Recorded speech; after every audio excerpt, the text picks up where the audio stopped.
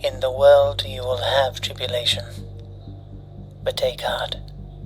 I have overcome the world. The grass is greener when you don't know the secrets that you keep.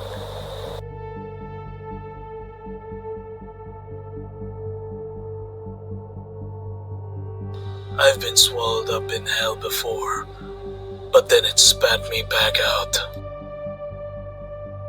I'll do anything to survive, even walk amongst the dead.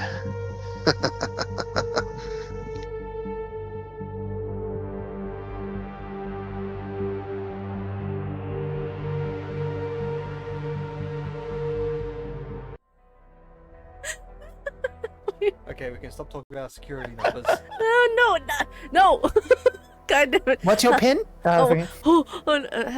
Hi, welcome to the second episode of They Talk Back, where this is a safe family. No.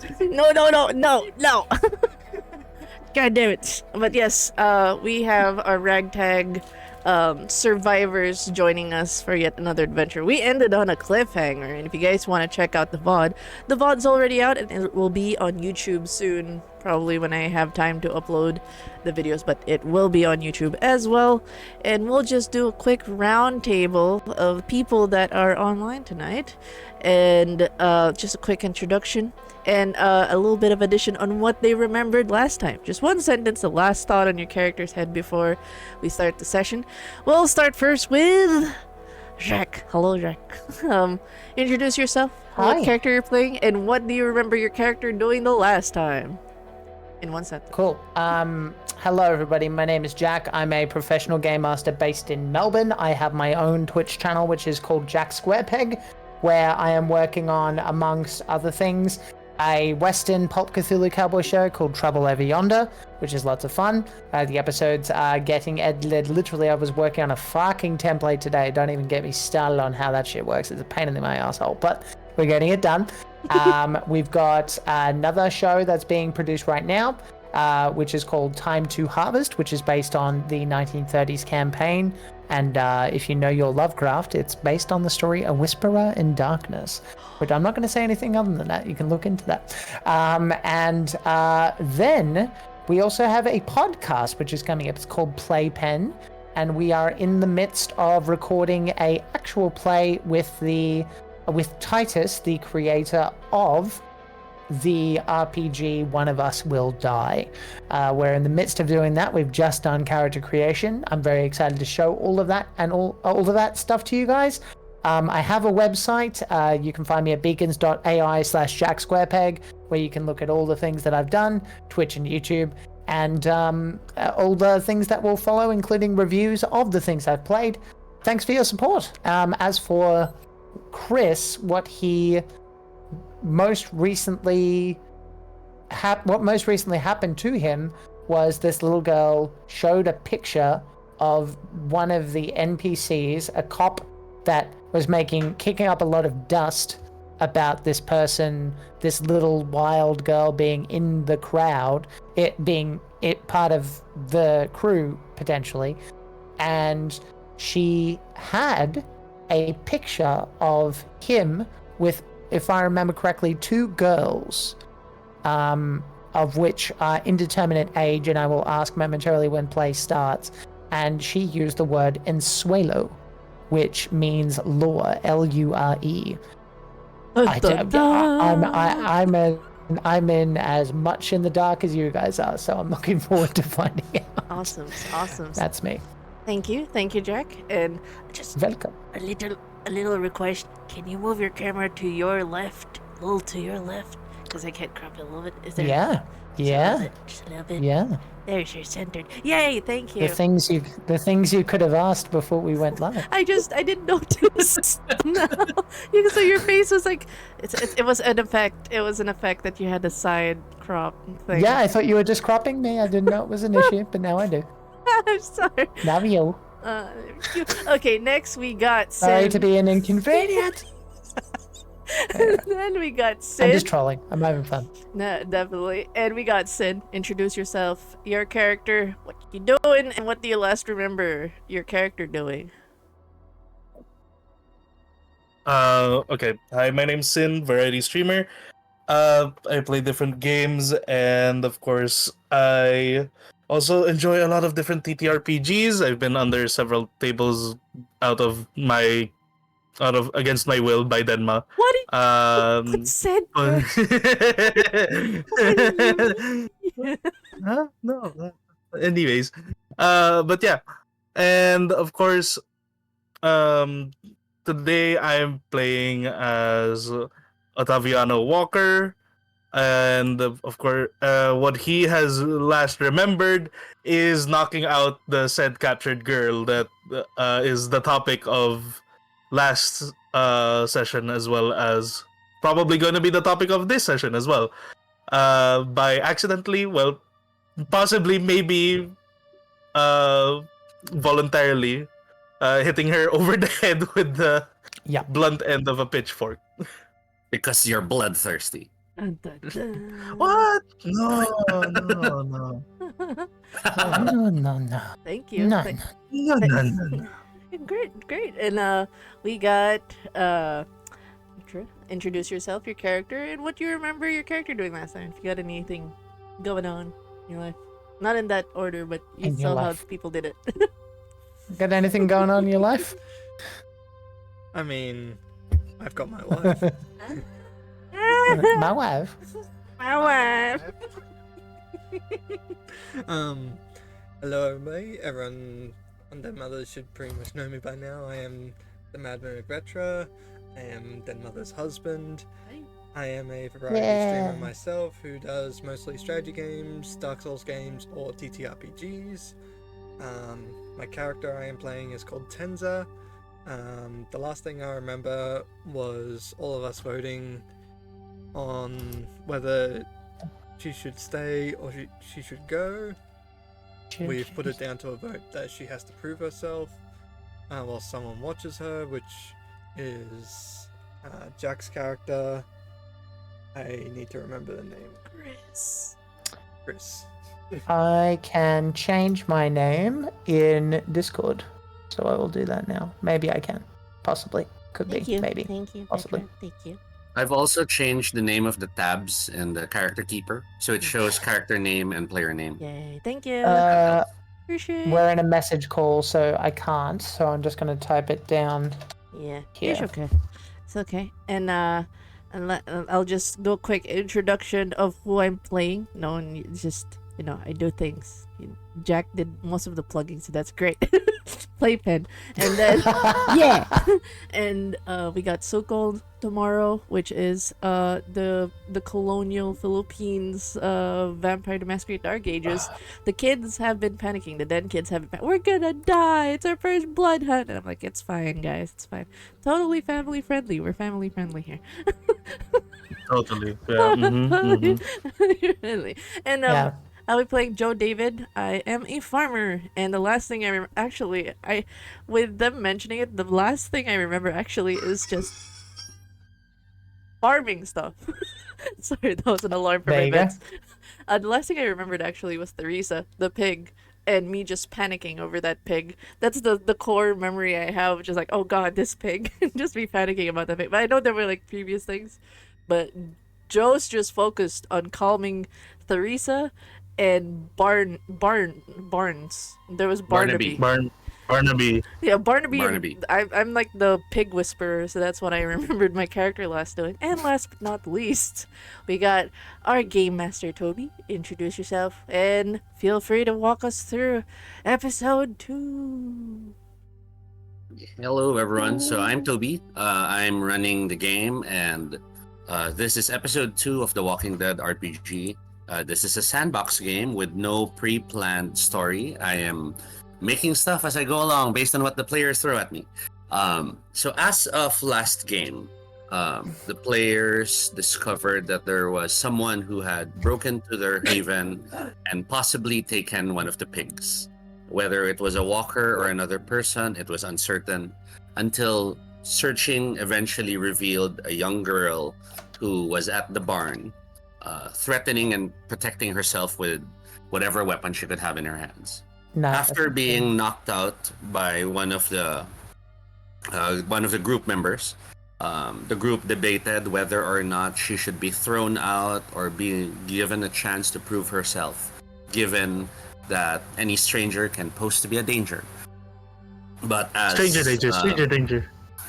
but as Chris discovered, the girl does have does have a photo of one of the other survivors in the group, that being Officer Jack, the policeman. And that photo, as far as the farmer Joe is concerned, is the same photo Officer Jack seems to ponder over when he thinks he's alone. Meaning the people in the photo are most likely important to him, possibly his daughters. And yeah, that's pretty much the summary of where we are. Before we continue with the plot, everyone please real quick head to your XP area. That's row 12, column BB, beta. We're doing an adjustment on the XP approach for this game only because I want you guys to decide if you want to later unlock a new talent or be able to buy more skills. So everyone gets a check on participated in the game. Obviously, you're always in the game because you're playing. But look at the remaining list and see if any of those are something you feel your character has fulfilled. So no one has explored the new sector yet. Nope. You may choose to have learned something if you feel you learned something important or notable. You may choose to have achieved something, or you may save that for a later part in the story. You may also choose to have triggered your drive or impact or relationship already. The idea here being you will want to try to find a way to hit those things during the entire campaign. We're not doing this every session, but what I'm planning to do is if ever you reach 4 checks, you may unlock a new talent. Each time you put a check, I will allow you to add 1 point on a skill. This is just to represent a faster improvement in a short campaign. So right now, depending on how many checks you have, that is the number of skill points you can add to your existing skills. So everyone has 1 check at least for playing the game. If you chose to already have triggered your drive, then that means you have 2 checks. You may allocate that number to your skill area. Rules still apply that the key skill must be among the highest.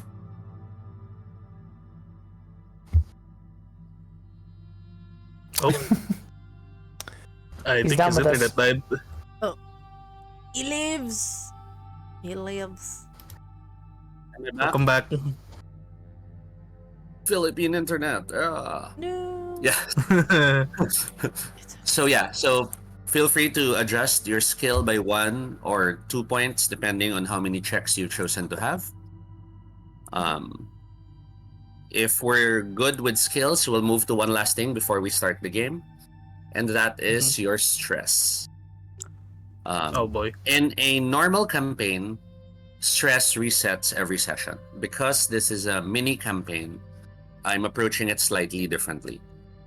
You can always lose stress by having a social scene with one of the other NPCs or PCs in the game.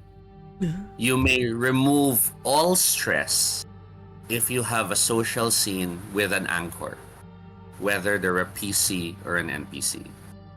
So anchors are very good at getting rid of a lot of stress in one go. Currently, you all have 1 stress just to represent the daily worry of walkers being near, of invaders, but also because there is now a stranger in the camp. So any of you can choose to have a scene. Yeah.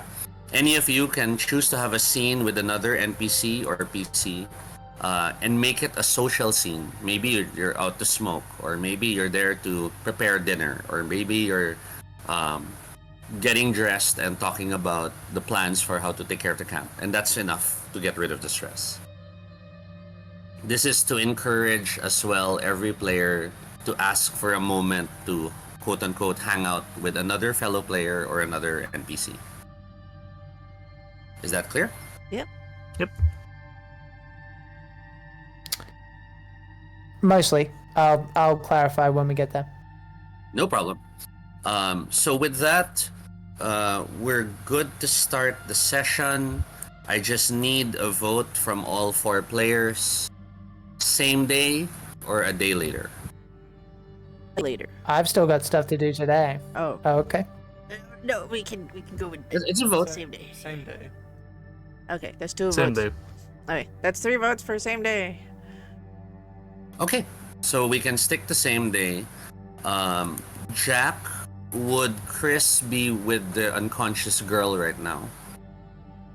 Or would Chris Unconscious? be doing something else? After she was knocked out, let's assume she's also still a bit dizzy from that impact, so she keeps lying down and trying to rest. Yeah, she just gave me the note if we're picking up directly from. So if she's tired, sure, I'll help her. How old is this girl? Remind me. You'd estimate at most 10, 10. Okay. maybe 12 if she looks young. Okay. Well, I think but it sounds like we've kind of resolved everything immediately important as far as as far as the girl's immediate future. So he will probably try and get some sleep. So if people want to do that stuff in the do anything in the meantime, he will eventually want to take what he's learned to Joe. But if no one else has got anything, we can just cut to that. So I'm opening it up to everybody else for now. Does anyone have any thoughts on that? Anything they want to do today? You know what? For Otto, considering that an intruder got in, he is going to double check the perimeter. Try to figure out where she came in. Are you double checking while within, or are you double checking you scout around the base? While within.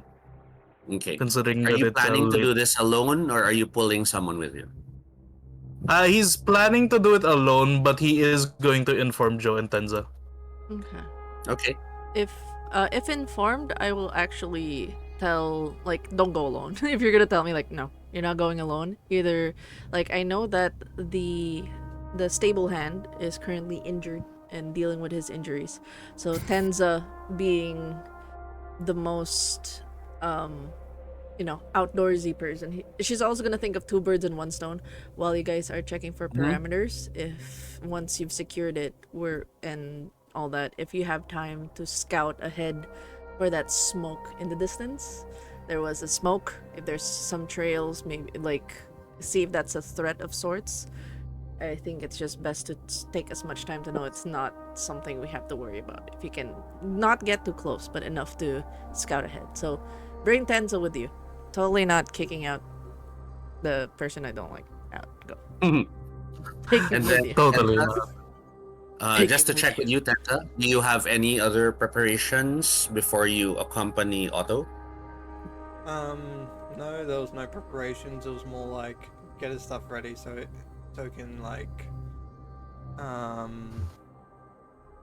do a perimeter check on the outside, the outside gates or anything like that. Make sure nothing's being broken through, or if it was just opened. No, from That's the good. previous one, it was the stable hand who broke it. Yes, but in the farm there is multiple layers of gates and stuff like that, so Yeah, the outer fences and the like to check those. Okay.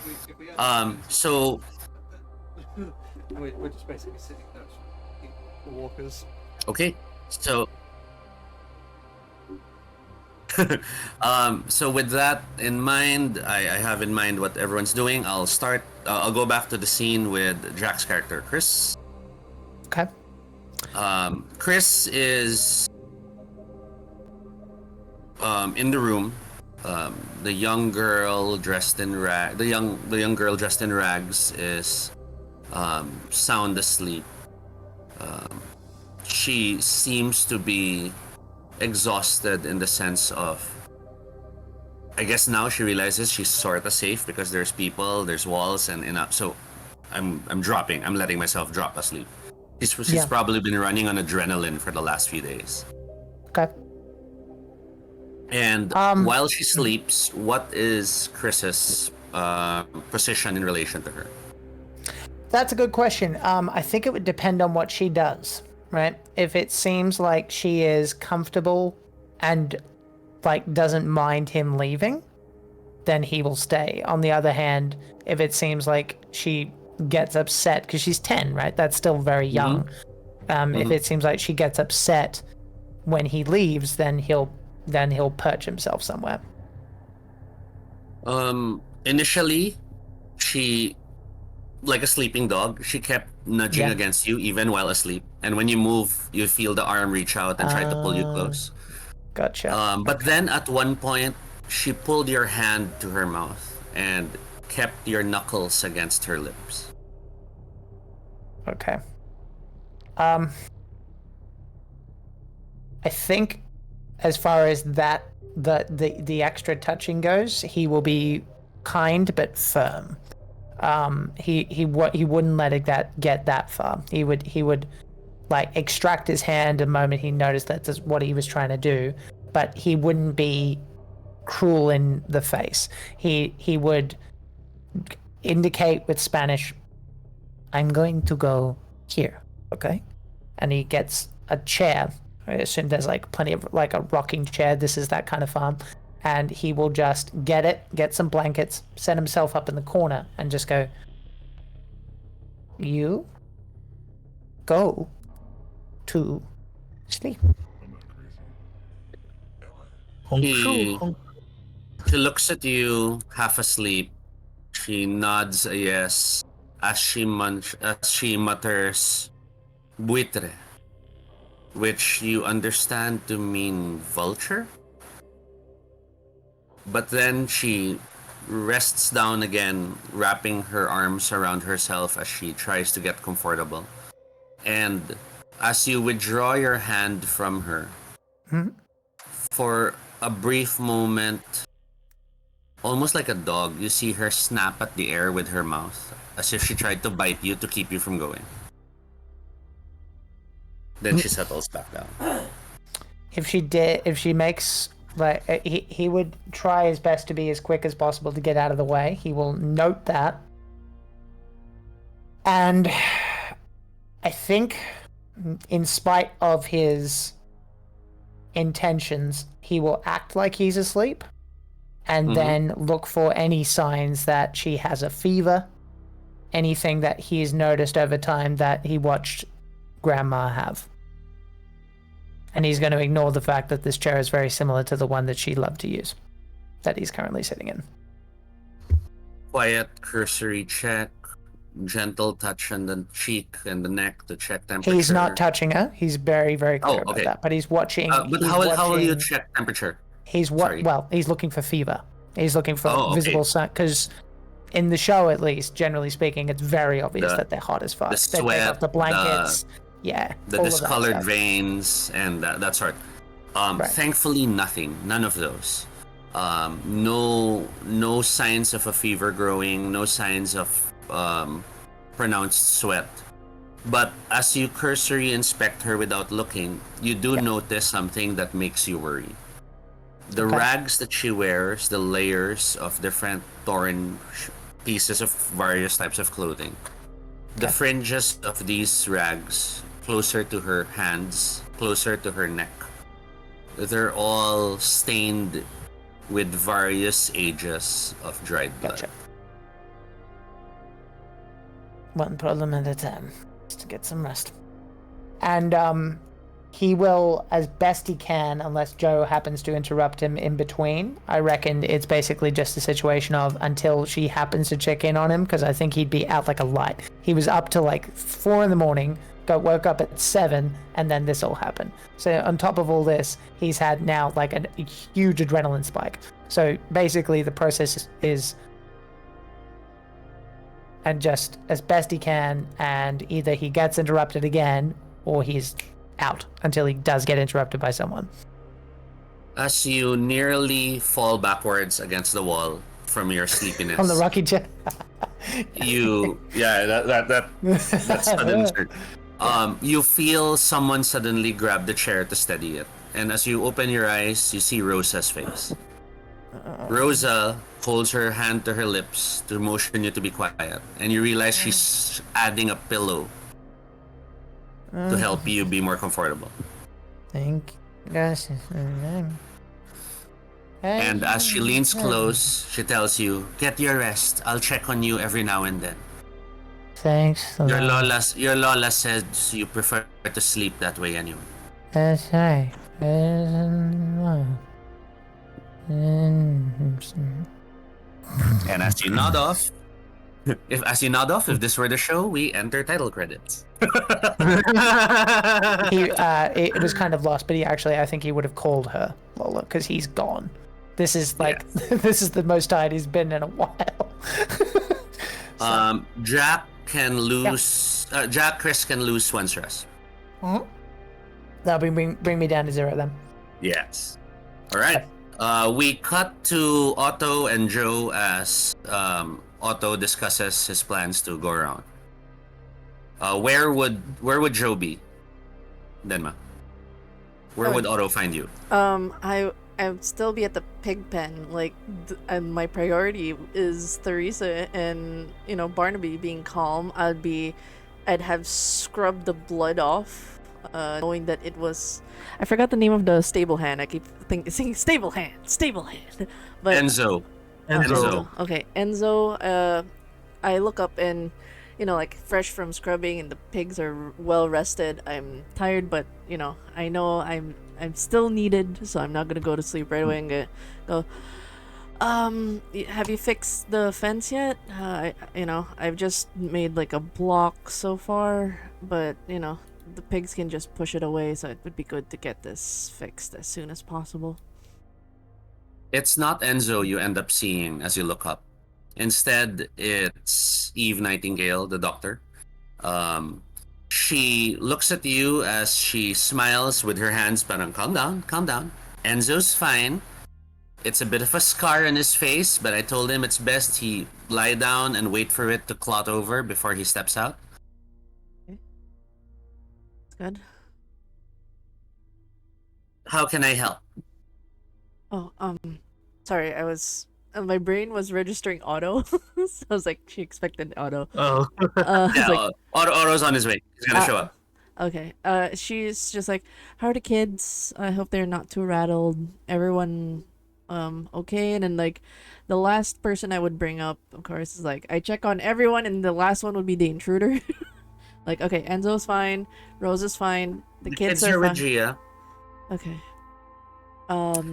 And Otto was looking for you. I told him that you're most likely here, so he should be. Motions in the distance. I see he's with Tenza. And they go. Tenza and Otto approaching. Yeah.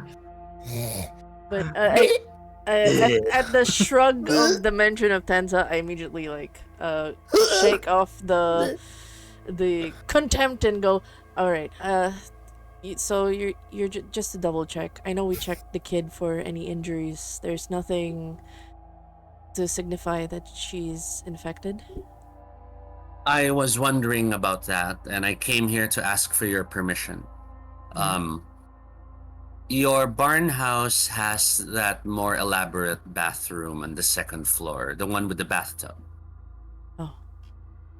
I was thinking of asking the girl later if I could, help her clean up. And it'll be a chance for me to check for any other injuries while I freshen her up in a place that feels more accommodating. Just be careful, okay? Don't try not to do it alone. If you could have someone else with you, I think of her this is the vet. I'll ask the paramedic to join her. If she could join you. Eve shakes her head. Joe, it's all right. I used to handle dogs, remember? I think I can handle a kid. Bad feeling about this, but she nods. Okay, sure. As Eve looks up, Otto and Tenza, the two of you arrive with whatever other gadgets you chose to bring with you. I mean, this is basically since you're planning to do the perimeter check. If you wanted to bring a lantern, if you wanted to bring flashlights, you can have them. That's not a problem. Yeah, actually, technically, what Otto would be carrying, or rather, he'd already have on his head a headlamp, if we do have one. But he'd also have his toolbox with him. I don't think you would have any headlamps, only because that tends to be a minor thing, and I don't think there's anyone who used to be a miner here. I could imagine there are probably some kerosene lamps that could be carried, or flashlights from the last run. Yeah, in this case, he'd probably be carrying a flashlight along with his Continue. toolbox. Okay. So like he's shining the flashlight down on the ground, of course, as he's walking with Tenza, and Otto like walks over and says, "Hey, Joe, we're gonna go check on the outer perimeter here. Considering how the kid got in, we'd probably want to look into where and how and what condition it's in then." Yeah, and if you can, check the smoke from the distance. Like, try not to get too close, but if there's any in the trails and the parameters, that would signify it's heading to that. I know it's gonna take a while. You can get a couple of rations, so like if it's a bit far off, but if you can check the smoke, I mean, you have the good old ranger over there. She kind of like, this is the closest you can give to a compliment to Tenza. You got a good ranger over there who can help you check that out. Be two birds in one stone to make sure we don't leave any thing left unchecked. I'll fix the pen here if you haven't fixed it already. Eve turns to the two guys. Well, if you're going all the way out to check the smoke, I could accompany them too. Aren't you dealing with Three would be better than two. Aren't you dealing with a kid? I think she's still with Chris. I wouldn't be surprised if they're both knocked out. Oh, you're doing this for tomorrow. Okay. Sure. I think, yeah, just as a precaution, and you'll definitely need a medic should something go down. Well, close to a medic. I'm okay with this. Otto nods and then looks at Tenza as he looks so, and then he asks him, "So how do you think we'll go about going to that smoke?"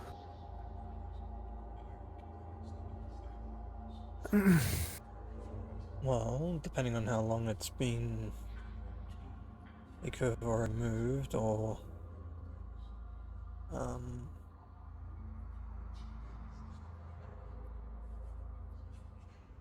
do we have an idea of how far away it is? Not yet. So far, you've only seen it in the distance. You haven't really taken time to study how far that would be.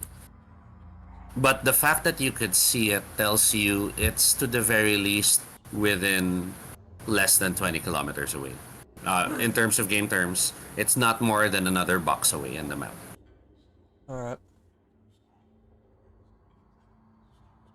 No, we don't know how many might be there, or if they've had to deal with what's out there. Could have been something for just cooking. But first, as you said, the perimeter, we check that first, make sure it is solid and no holes have been cut through the fence.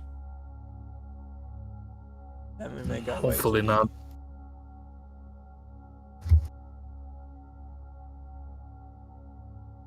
All right, sounds good.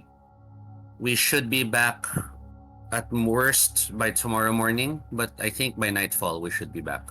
Eve tells you, Joe. Okay. Just stay safe, and if all else fails, just get back to the farm. Eve leans closer to you, Joe, and whispers, "And who knows, if we're lucky, maybe Tenza won't find his way back." She gives you a sinister wink, but you know she doesn't mean it. It's just that nobody likes Tenza.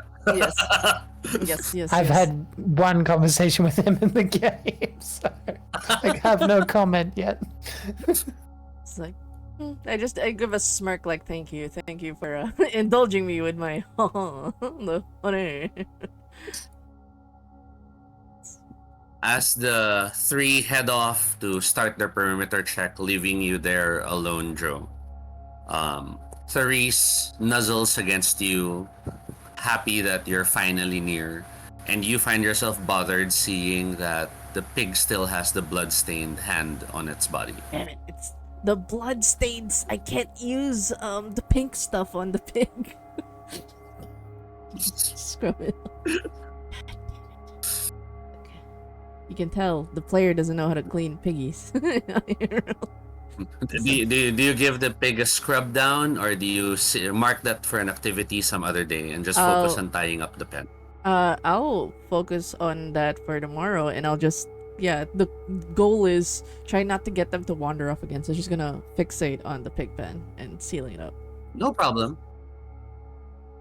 You pull out a bit of twine that you gathered from the barn earlier, and you start making a new loop to lock the place up. Yes. In the meantime, Otto and Tenza, the two of you are walking with Eve. Whose NPC is Eve? Mine. Would you like? Do you have a description for Eve? If not, I have one prepared. I technically do have the reference picture, but I think that's all the way gone now since that was back at the top. Let me grab that real quick again.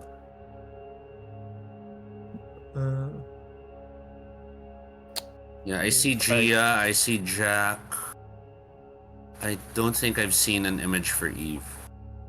I know I sent it at the same time, but let me grab it again. Incidentally, Oh, wait, here. I found the it now. names of did you the find it? Found it now. NPCs of mine, they Yeah. have names now because I didn't realize that was on me, but I've fixed that. Okay, now. no Oh, problem. nice, good. I see Eve now. So she has her Okay. bonnet over her head, brown, messy curly hair around the sides of her face, thick gloves and jacket. As she walks with the two of you, she tries to break down a bit of small talk. So what did I miss? Obviously, it was an exciting morning that I completely failed to spot. Otto looks over to Eve and is like, well, for the most part, I think it started off with the fact that the pig was missing, if I remember correctly. As he looks over at Tenza, who knows that he's been in the barn. But more or less, like, when we went looking for it, we found the blood trail, which then we found out that Tenzo's as we followed it to the barn and saw him getting hostaged by the girl. Apparently, she snuck up on him and knocked him out. She glances at Tenza. Are you still sleeping at the barn? I like sleeping in the barn and the outdoors in a way.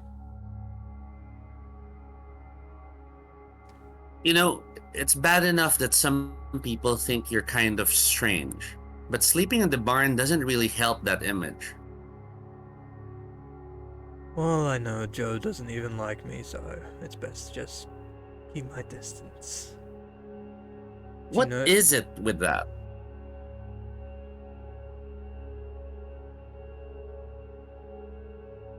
I mean, seriously, Joe of all people.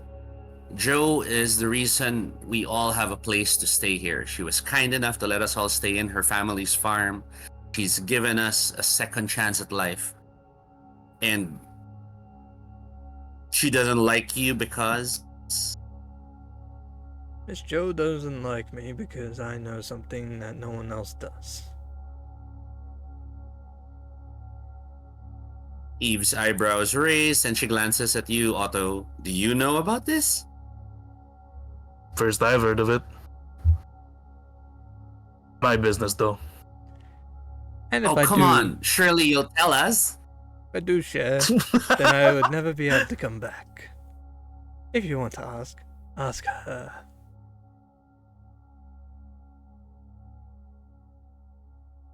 He turns back to you, Otto.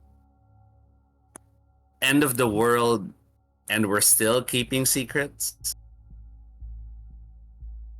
Otto looks at like raises a brow and is like, just because it's the end of the world doesn't mean it's the end of privacy.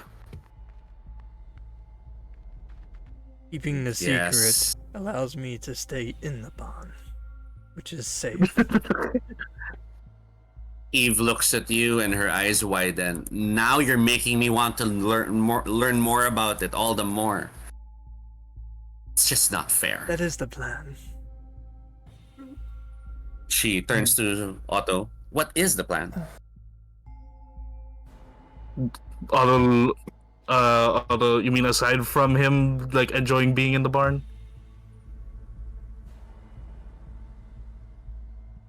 If we find any breaks in defense, Oh. He looks over like, well, obviously the first step would be to fix any breaks in the fence that we do find. But for the most part, we'll definitely have to figure out how she got in and probably make countermeasures on that. It's kind of concerning that even a 10-year-old managed to get in.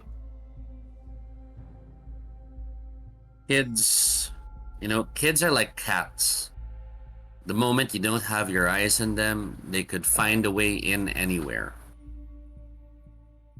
Yeah, but cats are liquid.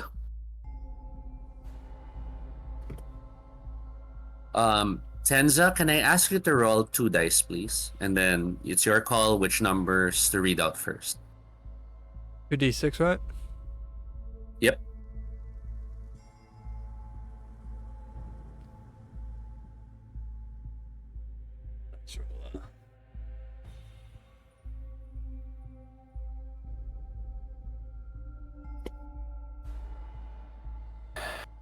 One and one. 1 and 1. Why? Holy shit! Oh, I can That's see not it. so bad.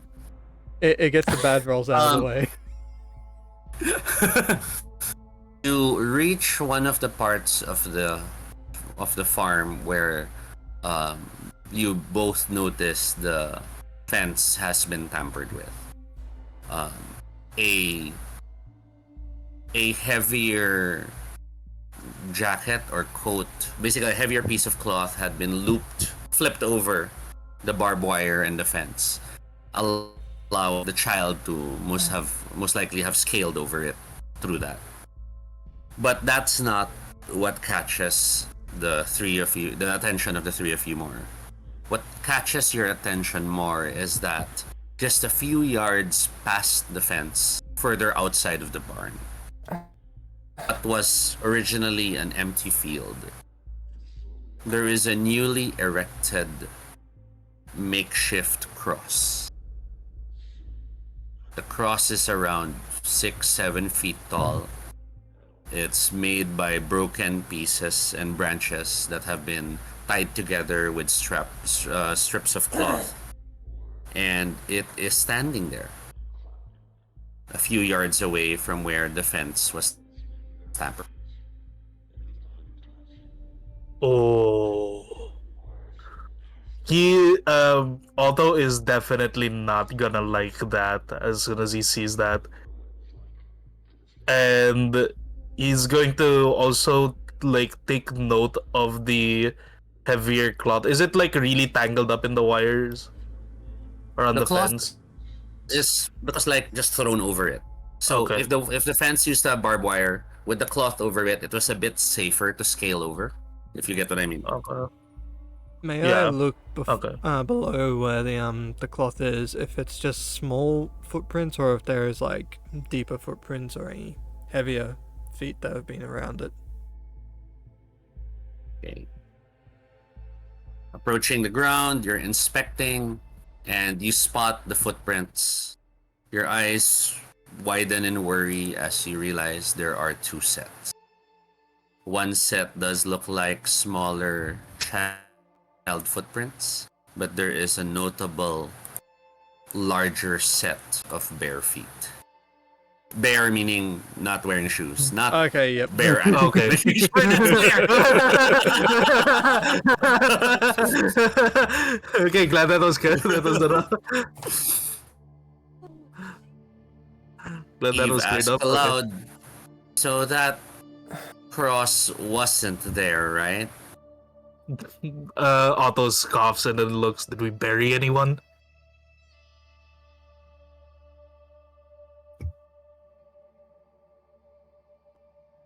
It's basically no. That wasn't there before.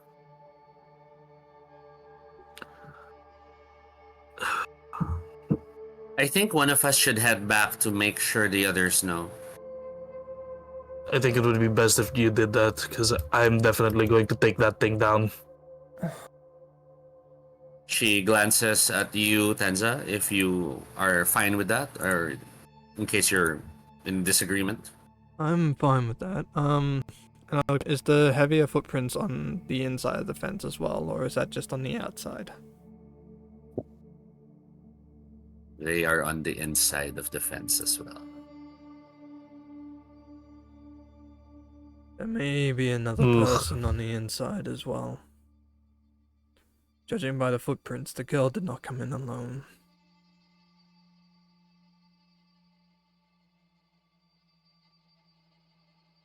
Eve turns to the two of you. The girl was the one who knocked out Enzo? According to Enzo. Eve shakes her head. Don't Enzo's think- too tall. Don't think a little girl could do that. She nods. I don't think so either. There might be someone else still back in the camp. Someone we haven't spotted. Well, it's best to get looking as Otto jumps over the jacket or like the heavy cloth and then goes over to the cross, wanting to tear it down as quickly as possible. For reference sake, the map file shows the cross in relation to the camp. And true enough, as you're outside of the fence approaching the cross, you see past it in the distance the pillar of smoke. So cross, then further north, the smoke is somewhere there. Yeah, no, Okay. he's going to like start trying to take it down as he notices that. No problem. Tenza, what are you doing while Otto approaches the cross, intent to bring it down? He will hop over as well, but he does have his spear with him just in case someone's hiding in the grass near the cross. Okay. Staying ready. Yep. Eve rushes back to check on the others. Otto, I'll need you to roll a force roll. Don't forget you have one stress. Okay. Yep. Force. So I have to roll 7. Okay, let me check here. 3, 3, 5, 2, 2, 1, 6. That's where So the for dice 7 of rolls, the force. for dice rolls, for simplicity, everyone, you can just tell me how many sixes you rolled. Okay. And then for stress dice, you can tell me if it came out a 6 or a 1. Okay. So for your dice, you had how many sixes? 1 for the force. And then in your stress die, Let me roll that. 4. okay, you start pulling at the cross and parts of it begin to snap and splinter. It is not deeply buried into the ground. And as you start tugging on it and shoving, you can feel it already on the verge of giving. Tenza, you mentioned you were keeping watch with the spear, right? Yeah. Please give me a scout roll. Alright.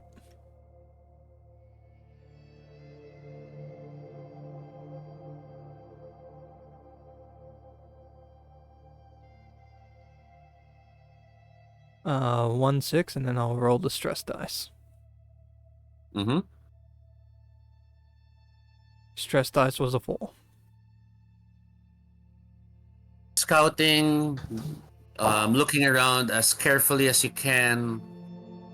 You are thankful the area's clear. No walkers, no people laying and hiding, laying in wait. Everything is clear.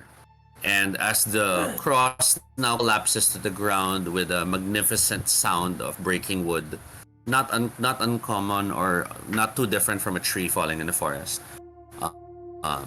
The two of you wait for a bit more, surveying in case any walkers were attracted to the sound, and confirm that nothing comes close.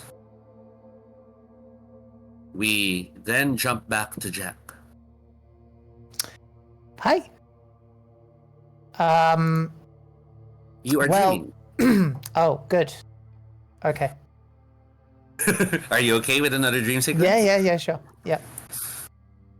This dream sequence has jumped back a few years. You are a bit younger than before all of the apocalypse happened, but not as young as your first dream. And in this dream sequence, your Lola is angry at you. Okay. How can you expect me to keep the household all right if you keep coming home so late in the morning? Okay. Let me unpack that. You are slightly buzzed from a night hanging out with friends. I What think sort he'd of be... stuff you were out? Yeah, it's up to you. Yeah, I think he'd be doing... I think he'd be dealing, yeah. Because that's probably the easiest way to make money in this particular neighborhood. So, yeah, let's say that, and I think it would be a situation where perhaps at this point, well, actually, I'll leave it up to you. But in my head, what I imagine is sort of happening is without this income, if you want to call it that, we'd be out on the street. And so I think with that conversation, he would probably do her best to assuade her, but he'd be extremely tired. And if he kept pushing her, which it sounds like she is, he would probably snap and just say just back off, and immediately regret it because it's not something that either of them are used to. The harsh retort does hit her hard, as you see her from angry immediately falter to tears. She tries to hide her tears by rushing away from you and rushing to the kitchen. No, I'm sorry. You hear the radio turned on as the closest thing I can describe it to be would be old people exercise music starts playing at like loud volume.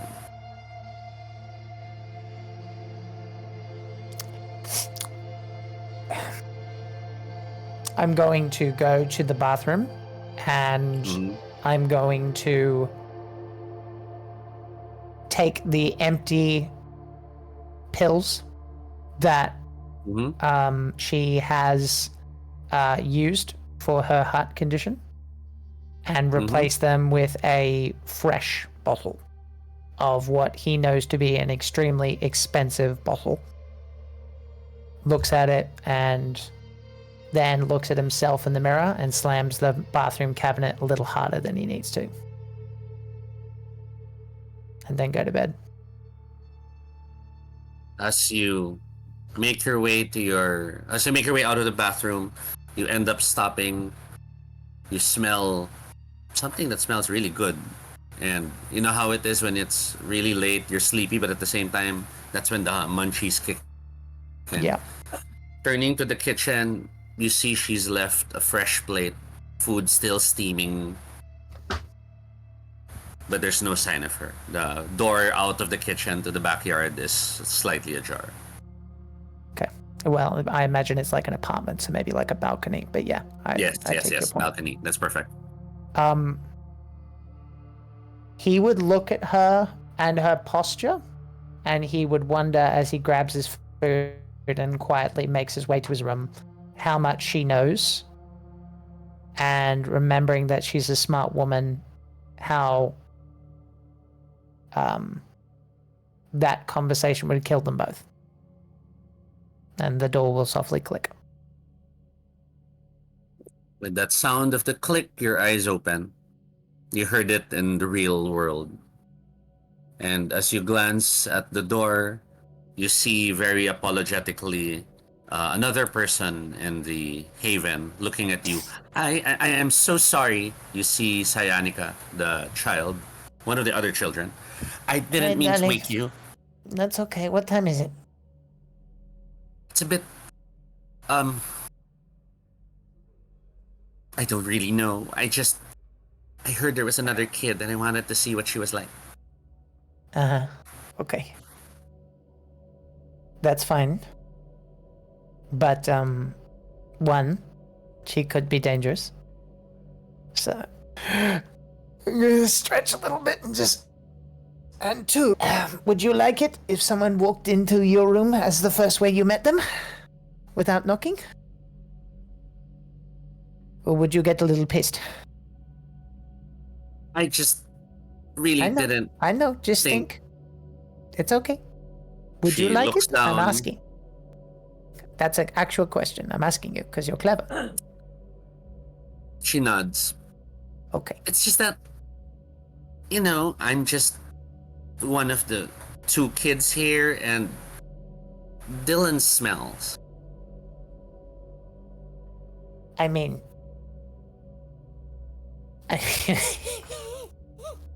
You're not wrong. But...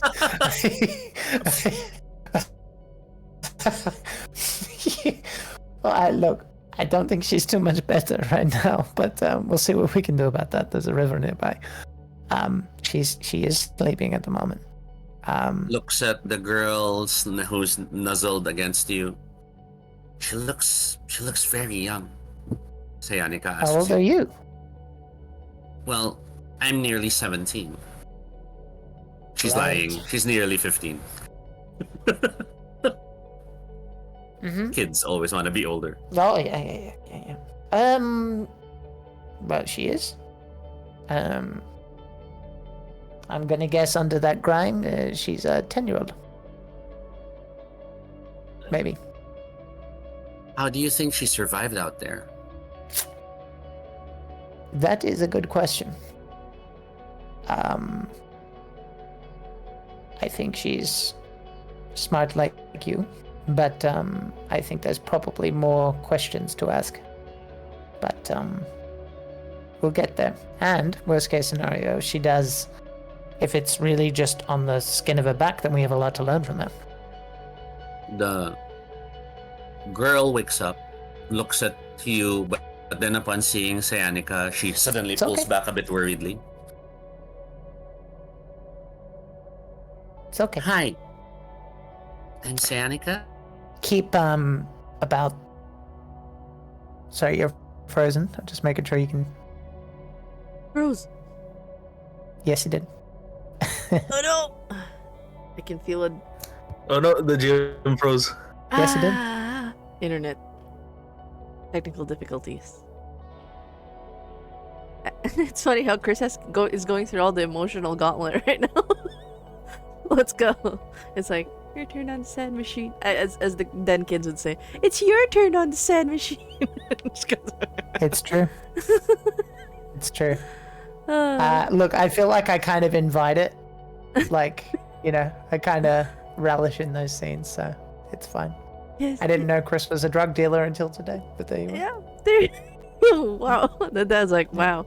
I was like, oh no, the pain. I feel so much knifing and pain.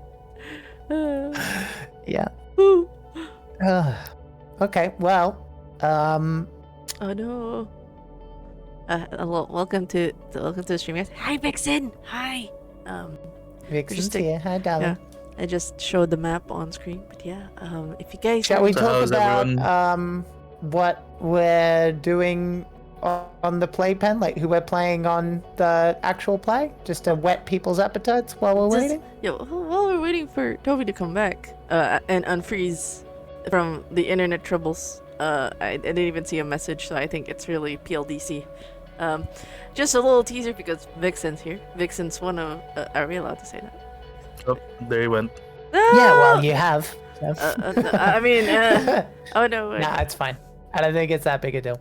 Okay, we got smaller on the screen because somebody disappeared. We did. Yes, it's okay. This is. I'm just gonna. I'm just gonna go. Hello, guys. I'm totally not trapped in this square. Incidentally, I've had 2 interactions now with 3 interactions now with Filipino internet. Yep. 2 of them Yep. have been dog shit. Yep. It's like that it's more. They say it's more fun in the Philippines. That's a lie for internet. Who says that? It's her slogan. Not It's that I like, disagree. It's just a. Oh, look at the neighbor from Home Improvement yeah. on the stream. Hey. Hey Tim, what are you doing?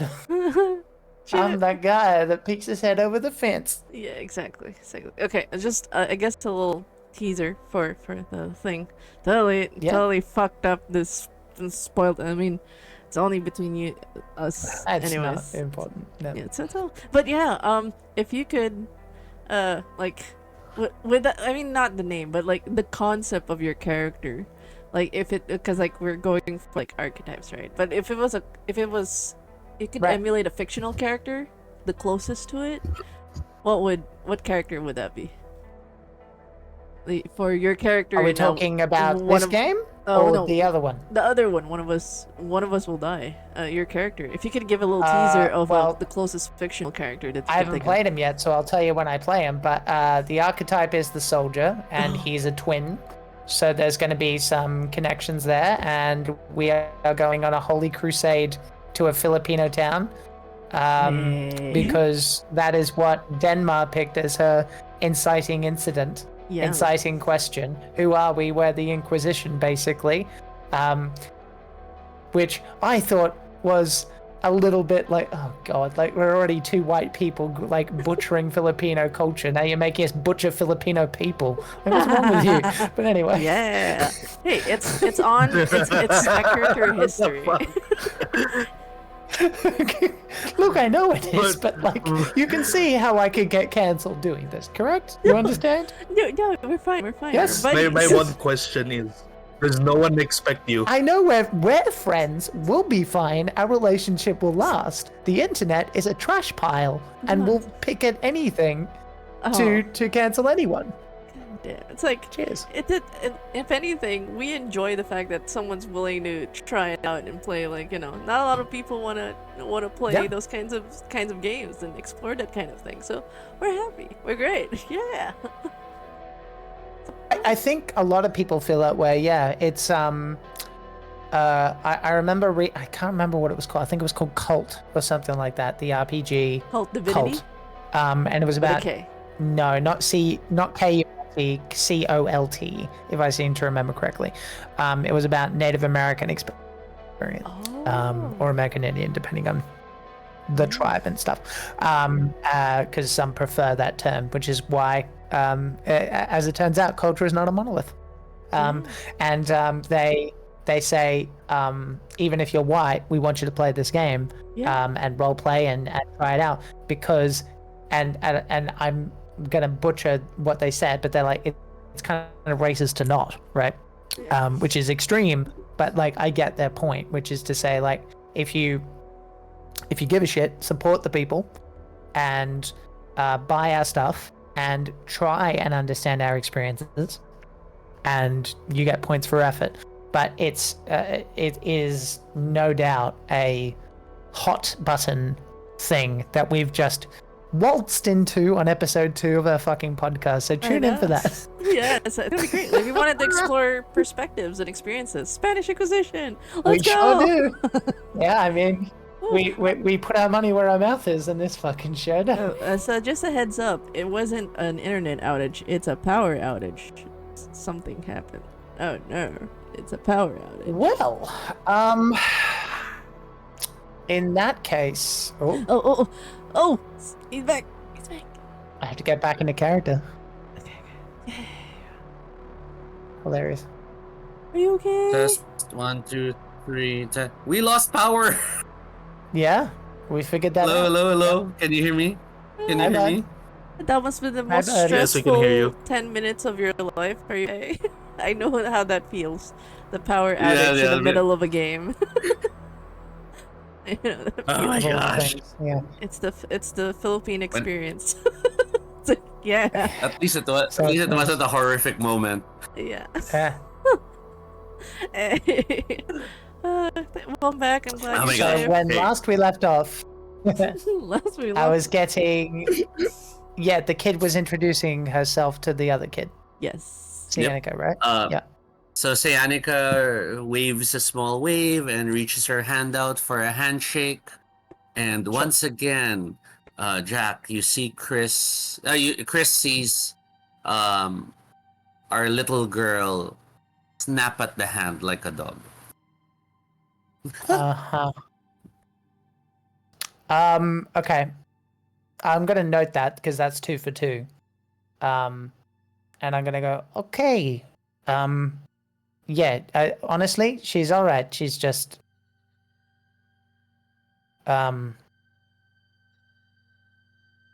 searching for the word. He would come up with probably something like Spanish that he has to roughly translate as irrevocably changed. Possibly. Some Sayanika beautiful looks words at that you. I can't speak in Spanish.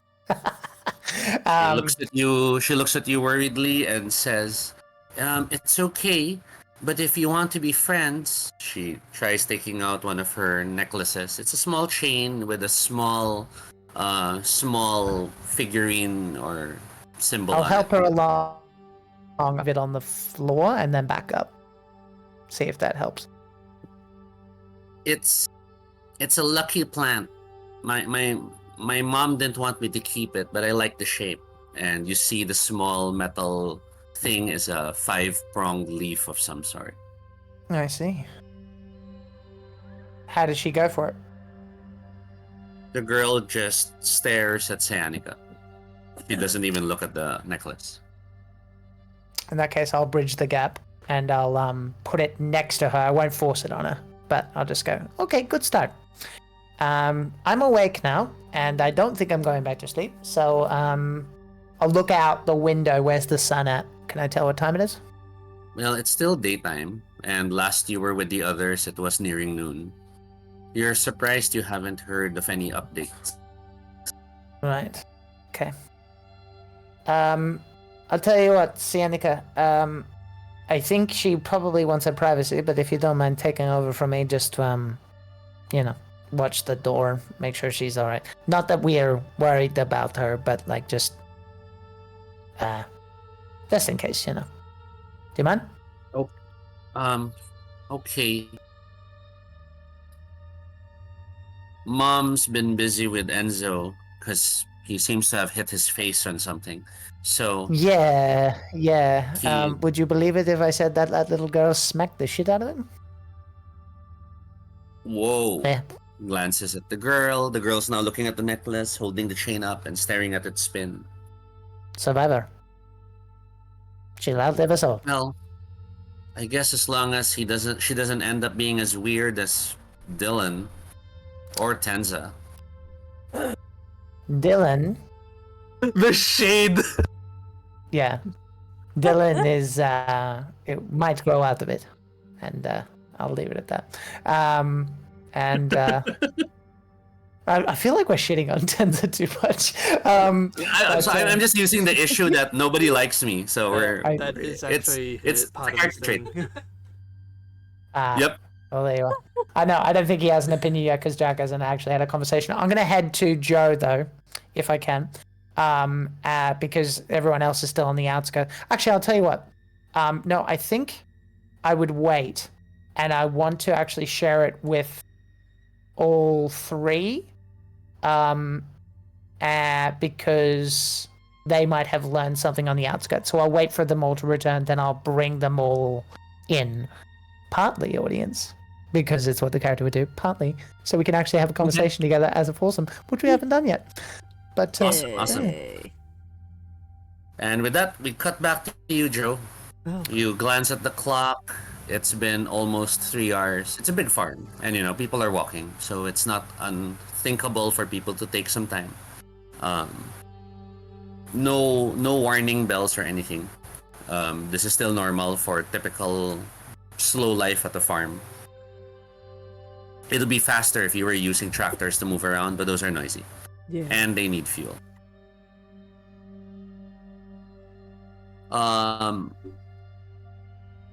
should we just cut Rosa to... is at Oh, okay. Rosa's at the kitchen, Drew. And Rosa sees you. Yeah. I just glance. I actually want to know where the cop is. Where is he in all this? I saw Jack there by the back. Okay. I actually... At the back? Where back? Back of the house? Back of the barn? Just outside the kitchen. Okay. I go out. Because it feels wrong for me to hold the photo. It feels like a burden in my pocket, and I'm the type of person who's like, I don't. Which one? There was a Which photo. one? There was a photo that the guy dropped a while back. Yeah, Joe saw Jack looking at a photo, which is similar Oh, to a the different photo one. you saw Okay. the young girl having. Police All right. officer Jack. Police Police officer officer Jack. Jack. It's fine. Whatever. I'm used to it now. Yeah. Okay. I head on over to the back to look for him, and I go, hey. You find him on all fours, looking around the ground behind barrels, past some of the crates, and he looks up upon seeing you. Hey, Joe! Stands up, starts, patting himself clean. Looking for something? No, just checking if anyone trails, tracks. You found something? I walk towards him. Pull it out from my back pocket.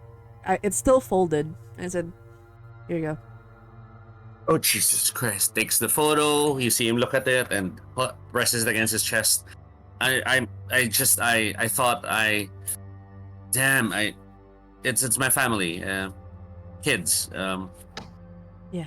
I had 2 kids, and it didn't work out with the Mrs. Crazy ex-girlfriend.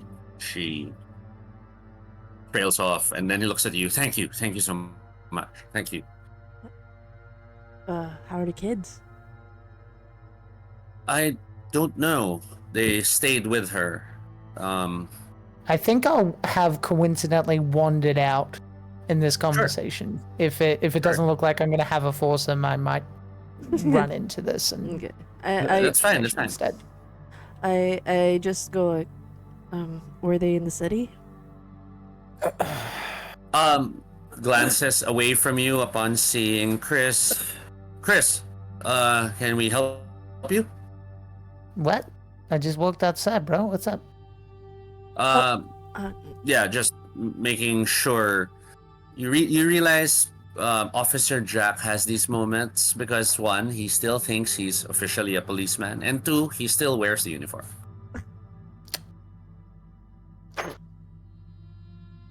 What did I accidentally walk into something? I'm sorry. Oh no. No, just was worried you needed something. Buchanan, she lives in Buchanan, and I haven't seen her nor the kids since the thing happened. Oh, okay. Thanks for letting me know. You don't have to tell me anything else if you're not comfortable with it. I just thought I'd give back something that I know means a lot to you. And that's when Chris, you see him pop open the photo again, which for a brief moment you find yourself thinking, did he get it from the girl? Eh. Do I see the photo or just the back of it? You see the photo. Okay. From your vantage point, you could see over his shoulder. It's Is it the same photo. number of bodies? Same number of people? The same two girls, the same guy who you now realize is Chris out of uniform. You didn't Chris? Is recognize Jack. him at first Jack. glance. It's Jack. It's Chris. Yeah. It's Jack. I'm sorry. I'm sorry. This I'm is- sorry. I honestly, I'm gonna GM. put this out God, there. GM. You should probably change the name of the officer. This is gonna keep Yes. happening. Player, John, player, for example. I agree. Let's change his name. Um, Let's John make it is Josh. fine. 'cause Jacob. it's- Jacob. There you go. Fine. Jacob. Fine. Jacob. I was going to suggest that sometime later today. It's like, Yeah. do we change his name to Jake or Jacob? Jacob. Jacob's fine. Still. Jake- If you're accidentally calling it by my character's name, it means the bleed is too much. So we need to change it. Yeah. Chris glances over Jacob's shoulder and sees it's the same photo. Same photo. Interesting. Okay then. Oh gosh. The kids live with Jessie, my ex-girlfriend, and actually tried to get all the way to Buchanan in the first few weeks when everything happened. The apartment was empty, and Jack shown I- any history of being like sketchy or anything like that in the time that I've known him? I'm just trying to build what Chris thinks of him in the He- background. he does have moments where he tries to put his foot down and be in charge. Right, and he was he's very only- against the girl. Yes. Okay. He didn't like a new person upsetting what was already a delicate balance of power and order in the farm, where Joe is in charge, but Jacob was quote unquote second in charge. I understand. I think honestly he might just go for it, and he would just go. With Joe as like sort of a witness, he's kind of hedging his bets here, and he's like, this could be something, but at least Joe's witnessing. So like, if we notice something, then I'm not crazy if I witness something. And I'll take, and if he's still got the photo out, he will go, Jake, I did kind of walk in when you were talking about your kids. Both girls, correct? Nods. The older one should be around 15 by now. The younger one probably around 12, 10. I Okay. didn't really pay attention. Well, I think they've been paying attention to you, man. And I'll take out the photo and I'll just kind of hold it, like limply in my hand, and I go, "This was in her bag." In whose bag? Her bag. Joe's just like, Her? Look, Who would I be talking to that I The don't know kid. the name of? Jacob, put it together. Jacob being Jacob does not think of the kid and instead goes, "You knew Jesse?" God damn it. I don't know whose name the girl is. It was in her bag, Jacob. Wait, what are you telling me? Are you I telling me? don't know because I don't understand, which is why I'm showing you. She had this in her bag. It was the only other thing she had, lint and some weapon. the wild There girl. is an This could- explosion. There is an explosion of motion that catches you both by surprise. Jacob traverses the distance. His hands plant on Chris's shoulders. They lift him off the ground and I push would- him I would against try the and- back kitchen wall. I'm gonna try and avoid that. Yeah, I'm gonna try and I won't like physically resist him, but I'm going to try and like languidly like use his motion to dodge out of the way. This isn't the first time Yeah. someone's lunged at me.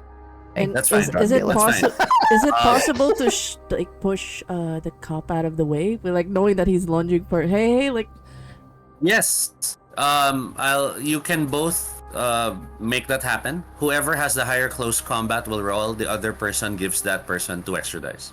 1 and 3 in I strength. don't have close combat. So I just have Okay, strength. then you helped Chris with 2 extra dice, basically. 2 extra dice. Okay. Yeah. Go, go. So I want to get 6s and I ignore the rest. Okay. I will body block for you. Okay, I got 1 6. He tries to grab you. You twist a bit. Joe, So you're able to grab when he his puts shoulder. his hand on pull my him back. shoulder, I Yeah. basically grab his hand and I just Mhm. twist and pull as he's pushing. So he goes dum dum dum that way, and I kind of go, "What the hell?" He smashes into the wall by his own momentum, and as he hits the ground, he's looking at you, still horrified. You saw Jessie? You took that from her bag? You scavenged from her body? He's obviously not getting the connection to the child earlier. I shout. Okay. I go authoritarian if that's okay. I'm like, Jacob, snap out of it. It's the kid, the wild girl. That's what he meant. I'm gonna get down to his level and just go. You can take this out on me all you want. That kid had this. This is something I'm showing you because you have the exact same photograph. I don't know who Jesse is. I don't know who that kid is. I'm trying to help you. His eyes, you know when you see the person's eyes shift between two things so quickly? Look at the picture. And then finally, it clicks in his head. He launches himself back up to his feet, running past the two of you into the house to head for where the girl is. I'll be right behind him. Yeah. I will. I'm like, what? And is- you, Joe? Yeah, I'll follow. I'm annoyed. It's like, Jacob, what the heck? Like, I'm like, this is not like we've tolerated his kind of like domineering thing, but god damn it, just take it too far. Like, I give an apologetic look to Chris because I'm like, I didn't know he was gonna do that. I didn't know he was gonna do that. I'm so sorry. Hey, there's a lot you don't know about me. It's fine. And as the two of you chase after the cop, as he makes his way through the house, even the other survivors in the house, hey, what Jacob? What's going Sienna, on? just get out of the way. Get out of the way. Most of the people dodge to the sides, push against the wall. As we get to the door, the door slams open. Jacob's face looks in, but then we zoom into his face to see the utter horror in his expression, and we cut back to the outskirts. Otto. Oh Tenza. boy. Oh my god. With the cross dismantled, two of you make your way back to the perimeter, or do you walk outside, or do you try to better grasp the smoke pillar in the distance? I think before either of us could even think of wanting to investigate anything outside, we definitely want to find out who the hell has bigger feet among that came inside with bare feet. Mm-hmm. So we'll definitely be taking off the jacket or like the fabric off of the fence first Okay. after dismantling the cross. And Otto is going to make sure as well that the materials used by for that cross is going to be on the inside so that no one can just like pick it up and then use it to weigh down the fence. The Get over it, jacket, 'cause- the jacket Mhm. that you pluck from the fence rips a bit as you pull it from the barbed wire. It seems to be some sort of college jacket. You know, those with the large logo and yeah. the tighter University wrist jacket. areas. Yes, the actually, sorry, not jacket, the sweater. It's a university sweater type. Okay. It just, you're a bit surprised though that it's not a typical sweater, or rather, it's not a typical university. It's a school of criminology. It's the kind of school someone would go to if they wanted to be a detective or a cop. I see. And Otto will make note of that, but for the most part, his first concern is still finding out who else entered. Mm-hmm. I presume you two check your feet against the footprint to gauge Yes. basically age, size. Figure would be generally as old as you guys. The footprint is an adult footprint. It roughly would be you could say it's large enough and rough enough to be more masculine than feminine in shape. There's someone else in camp and it's not another kid. That's what you're sure of. I don't like that. Neither do I. I think the cross was a marker to know where to go out or go in from.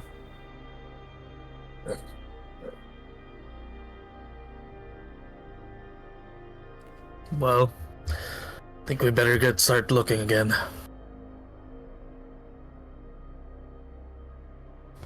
The rush, the run, the walk back to the barn, the farm will take quite some time. You can hot foot it. This will require a roll just to see how tired out you are by the time you arrive, or you could just brisk walk. You'll take a bit longer, but at least you won't be too exhausted by the time you get there. I'm going to ask. Actually, I'm going to ask Vetra.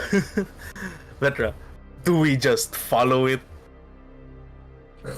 Jump back in and follow the footprints in. Yeah, just jump back in and follow the footprints. Yep. Yeah, because considering that we had Eve go and inform everyone else, anyways, Tenza and Otto are definitely going to be following the footprints instead. No problem. Also, Keeper. Is Yep. it Keeper? Yeah. Can I grab a few sticks and place like a small spike trap right where the coat was hung by the foot area? Basically, if anyone tries to use that same spot, there will be something that they'll step on. Pretty much I'll have spiked sticks go through their feet. Okay. That will take time. Do you stay while Otto follows the tracks, or will Otto wait for you? Actually, I'll ask Hodo in character. Should we Yeah. leave the sweater there? I set a trap just in case anyone tries to follow through or tries to run away. Honestly, I'd rather take the sweater off since we took the cross. They won't probably remember, considering how we make this all look the same. Fair enough. They're better off being lost than getting caught at the edge.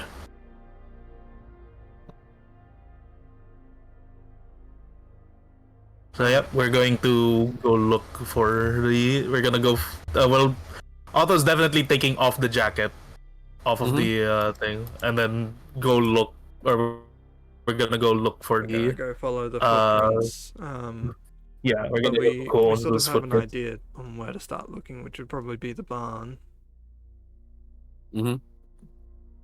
Who has the higher scout rating? The scout is what's used for tracking. I have a 7. Not me. Not me. Okay, so you will roll the 7, and I'll have you have 2 extra dice as Otto helps you.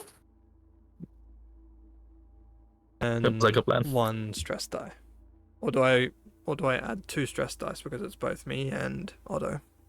Oh, no, just Okay. one, just one. This one will be. And keep in mind, you're having a higher bonus for the help dice because you're back in your headquarters.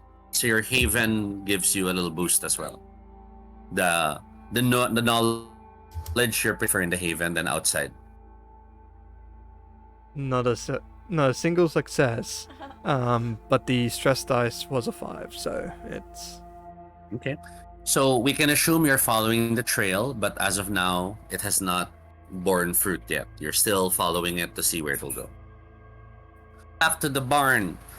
As Jacob pushes through the people, gets to the door, shoves the door open, and oh God! He suddenly yells out, "Get off her!"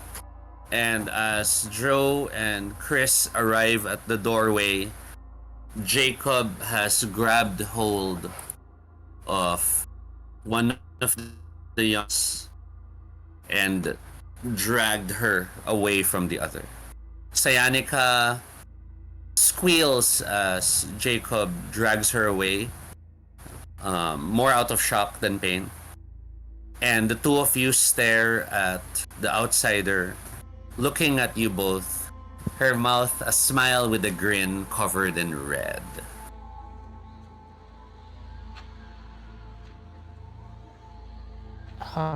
Where's the girl? The little one? That one is the one staring at you with the mouth filled with red. I am horrified that they left a kid. I'm triggering the issue of the kid, by the way. It's like, I mean, to be clear, I told her to stay by the closed door, but okay. it's. Yep. I was like, what? Cyanica, The who kids, left? unfortunately. Just as a caveat, like Joe's like stress and Cyanica's my NPC. I'm triggering the issue that she's always seen as a kid, so I'm treating her like a kid and be like, "Who put you here? You're not supposed to be here." Cyanica calls out, it's okay, it's just lipstick." And the two of you stare again at the outsider child. The outsider child's all big grin, mouth covered in red, dripping down her mouth, and you see now the bits and pieces of the lipstick falling to the ground. Okay. Well done. That was good. That was really good. Jacob is hugging Cyanica. Are you sure you're not hurt? I was giving her lipstick, she chewed it. I'm going to strategically, while he's focused on Cyanica, just get in front of her and He looks at you and all smile, but it's all blood red from the lipstick. I'll smile back and I'll just, to the best of my ability, I'll just go like, "So what are we doing, brother?" Jacob is, of course, trying to calm down, breathing very heavily, and the young girl mutters to you, "Bonita." You look bonita. Good. You are bonita. Does she feel bonita? Do you or do you not? I Do mean, you or do you not feel bonita? I feel bonita. Good, because you look bonita. Oh no, hang on. It was Chris. Wonderful, because you look bonita. Jacob is staring at the girl and then looks at you. Chris, is she supposed to be? What? And he tosses Cyanica to the side. Oh my- that she knows she's not in danger. I immediately I reprimand him because of how he's manhandling a kid. Like I know Cyanica's gonna be annoyed at this that I keep calling her a kid. It's like, stop throwing kids around. She's like, what is wrong with you? I shout that to Jacob. It's like, you've been out of sorts. I get the emotional thing, but these are kids. Jacob's actually sliding forward on his knees to be at eye level with the girl, and he's like, is it really you? Is that you? But he hasn't, to your surprise, maybe because of hearing Joe, he hasn't shoved you to the side, Chris. He's, waiting for you to let her go near him. Okay.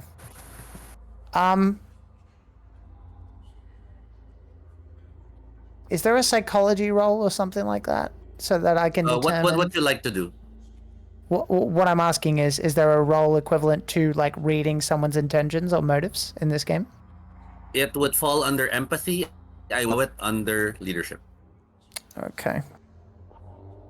So just 2 dice then. Okay. Well, I should have edited it, but I forgot. Yeah, it's Actually, okay. I'll do There's that. still I'll do time that to. now. I'm gonna get rid of 1 in scout. Yeah. Yeah, everyone still has the freedom to make small alterations to your sheet because it Yeah. is a weird set of skills after all. Okay. I just didn't know he'd be doing the smoking, but I can't help it. I'm a talker. Let's go with manipulation. Bonita. Okay, 2d6. All right. Not enough. So what I'm gonna say. Okay.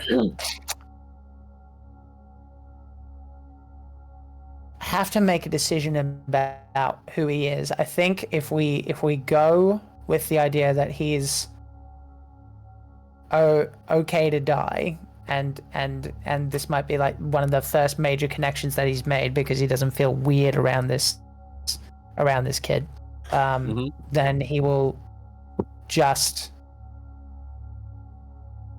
all right, let's just go for it. He will just say, careful with your hands, bud. In fact, does he have he would have that gun belt thing, wouldn't he? Yes, the holster, the belt, Right. the holster there. Okay. And yeah, in that case I would just go, in fact, if you don't mind.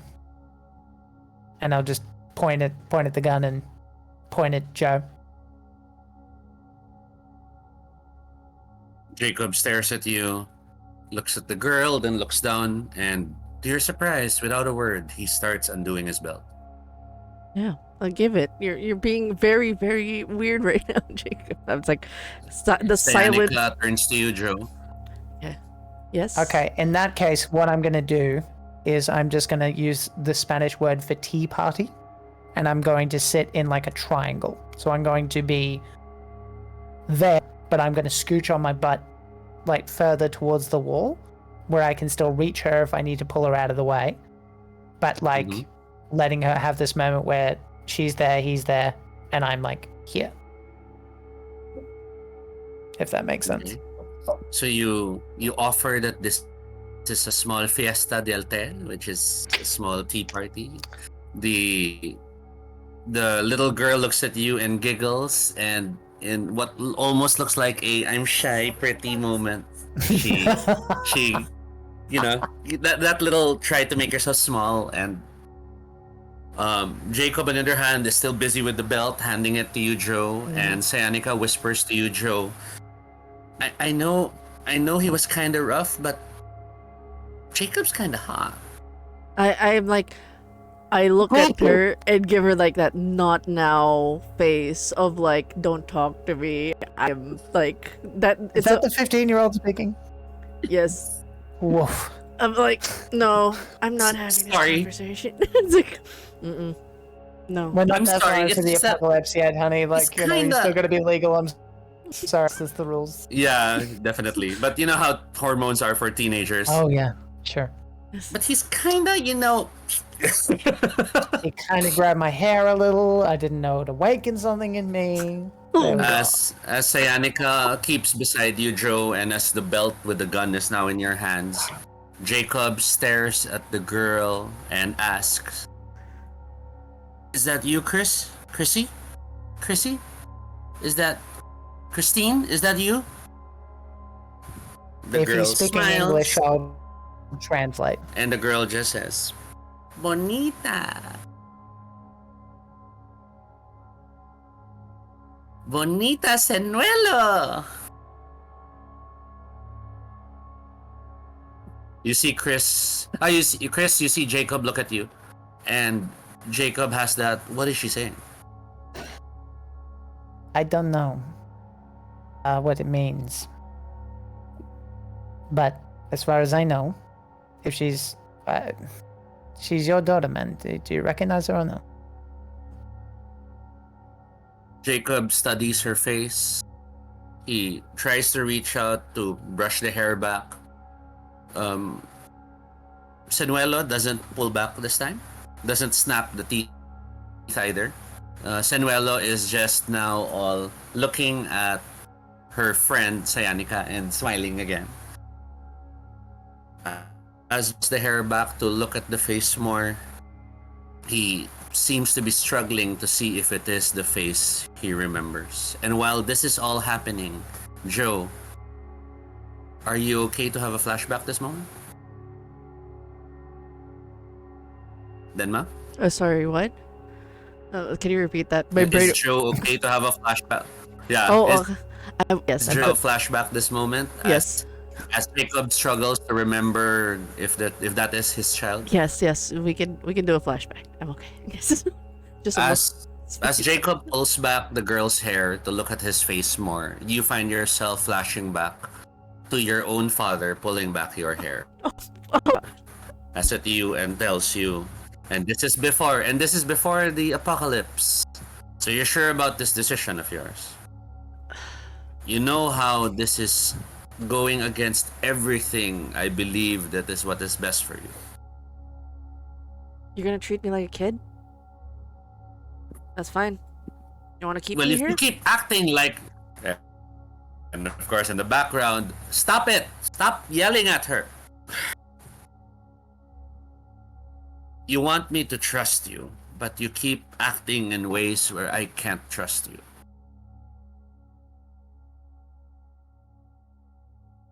What do you think?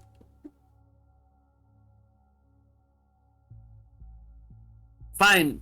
If you want to throw away your family's future, if you want to throw away your own future, then I'll trust you're being an adult. And of course, the mother hurries as the father stomps out, and she looks at you. It's all right, Joe. I'll talk to him.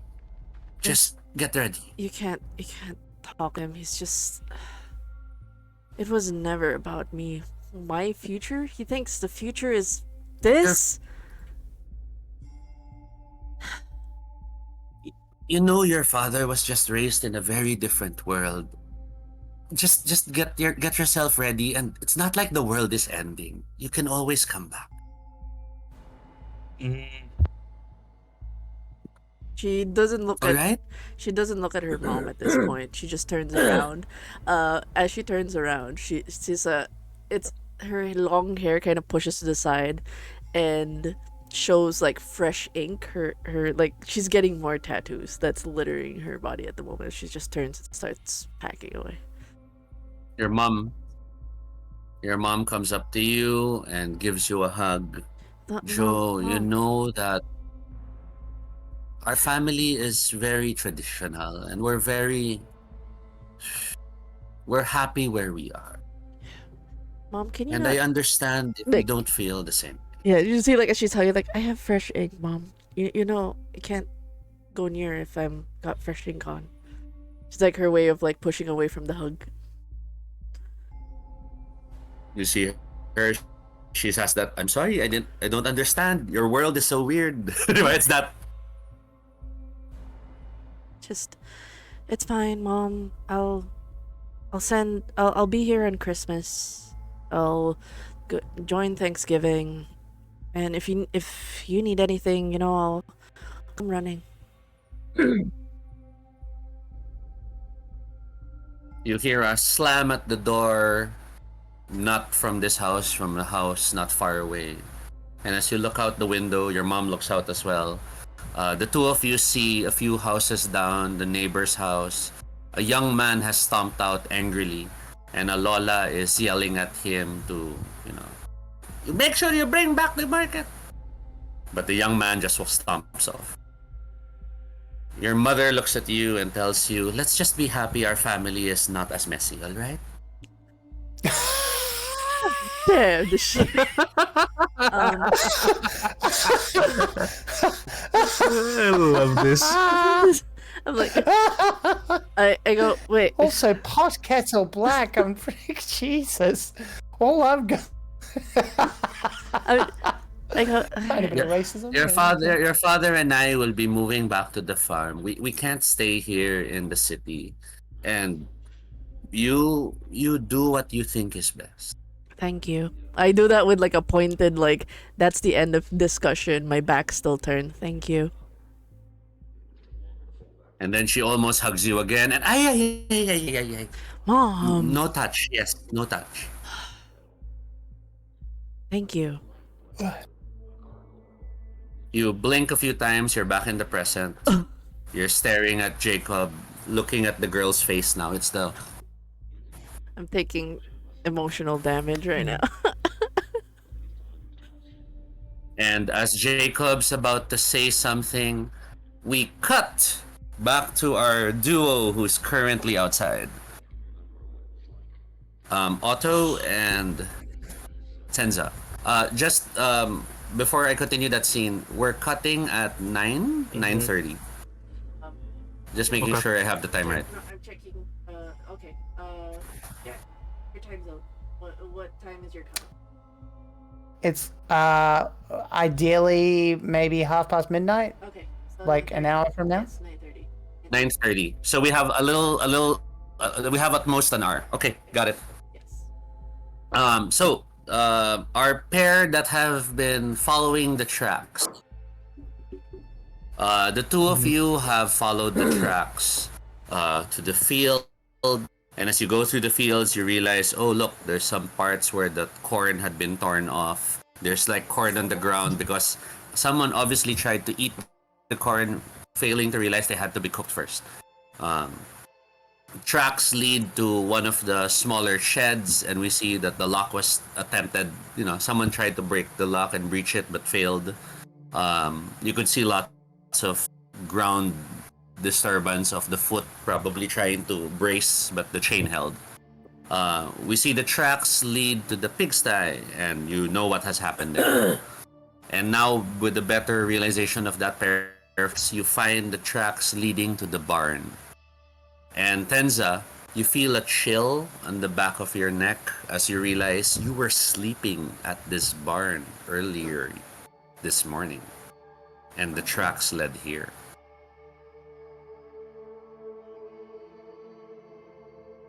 For all you know, that person might still be in the barn.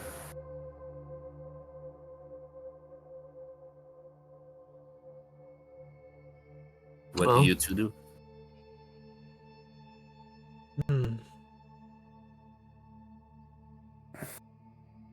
I guess I'm the lucky one, but we didn't see the other person when the knife was up against Enzo and the kid.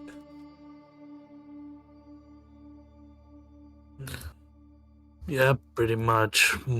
But in this case, that would probably mean that either they're with the kid or there's someone else entirely.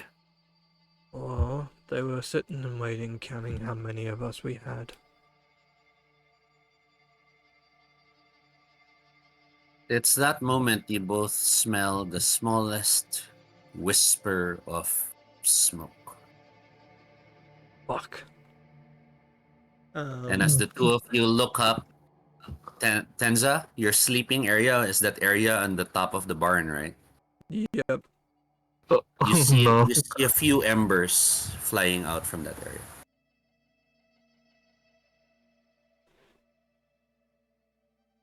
Get everyone to grab buckets of water or Shit. fire extinguishers. You gotta be good. Alas, no fire extinguisher in this farm. You can rush buckets of water up to the second level. Get that moving? Enzo's gonna run to the entrance of the barn. Okay. And do what? Otto is going to run back towards the. Is going to like immediately start running towards the farmhouse to Okay. inform everyone of the fire Would and get we a have So bucket brigade Otto- going. Yeah. Would we have bells So, Otto, anywhere I'll get back to you. set alarm everyone, or assuming The we- bell would be up there where you sleep. Fuck. The So bell is normally on you could be fire. up there, and then from there you could get to the roof, and you could ring the bell if need be. So Otto, you're rushing back to the barn. Tanza, you rush to the front of the barn and you try to find the water that can be used to douse the flames, right? No, I'm running into if the fire's just started, he's running in to see if he can see the person. You don't know. All you know is that the upper level where you normally sleep, there are embers flying up. Yeah. You haven't seen how big the fire is. Like, it's just under assumption that, is it just like Probably the, still small because you don't see it. yeah, so he's running to the entrance, to see if he can catch a glimpse of if anyone's still up there, if they've made their way out, or Mm, that's 'cause perfect. there's only So the you one run up entrance or the front windows. for a yeah. So you have a better vantage point to see up there, right? Yeah. Got it. Moving to that position, I'll have you roll 7 dice, and then roll stress as a separate die. Otto is out of the scene as he's running back to the barn. Yep.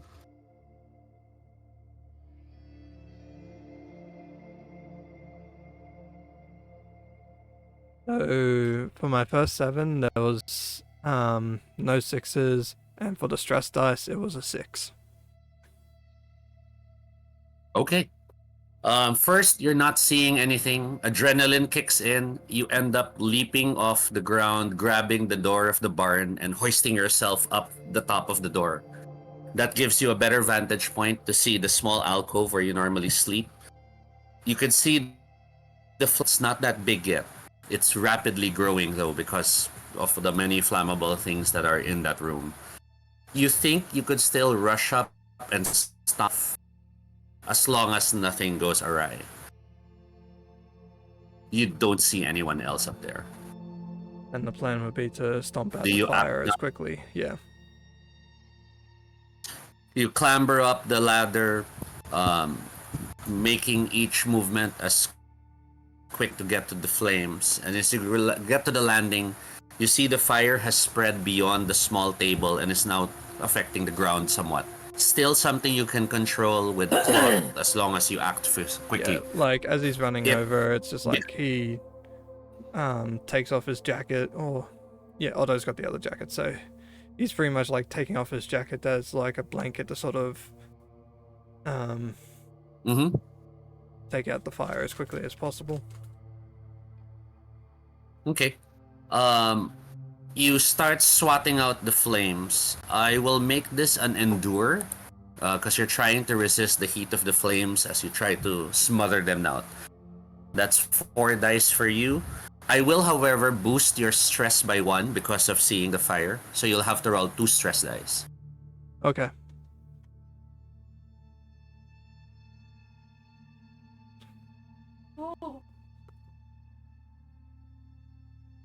Okay, for my endure, I got a 6, 1 6, and for my Nice. stress dice, I got a 5 and a 2. So Thank God, no ones. You smother the flames as quickly as you can. The flames never touch your skin. You're coughing slightly from the smoke, but you're able to control it quickly. With the flames gone, you see the source. It seems a candle had been positioned.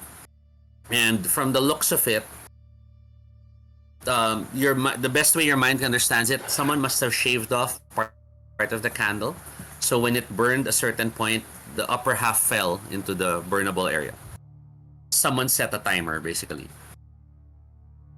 On your stuff, you notice a bunch of your stuff, your personal effects, have been spread out on the floor, as if whoever was here wanted to get to know you more. Not counting your pistol, handcuffs, and spear, which I presume you carry with you. Name some personal effects that you still keep. Like, do you have an old photo album? Do you have a box of scraps that, parang you're collecting bottle caps as a collection because it's helping you stay sane? Or something like that? He would have still had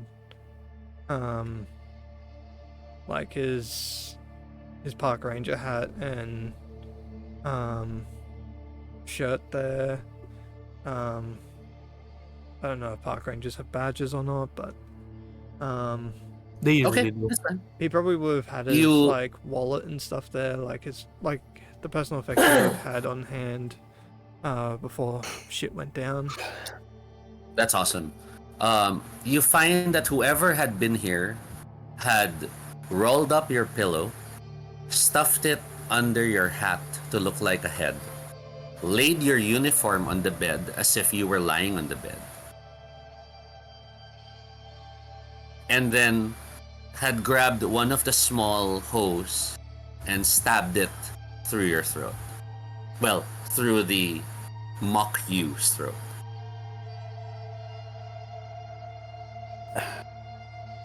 That seems highly unnecessary.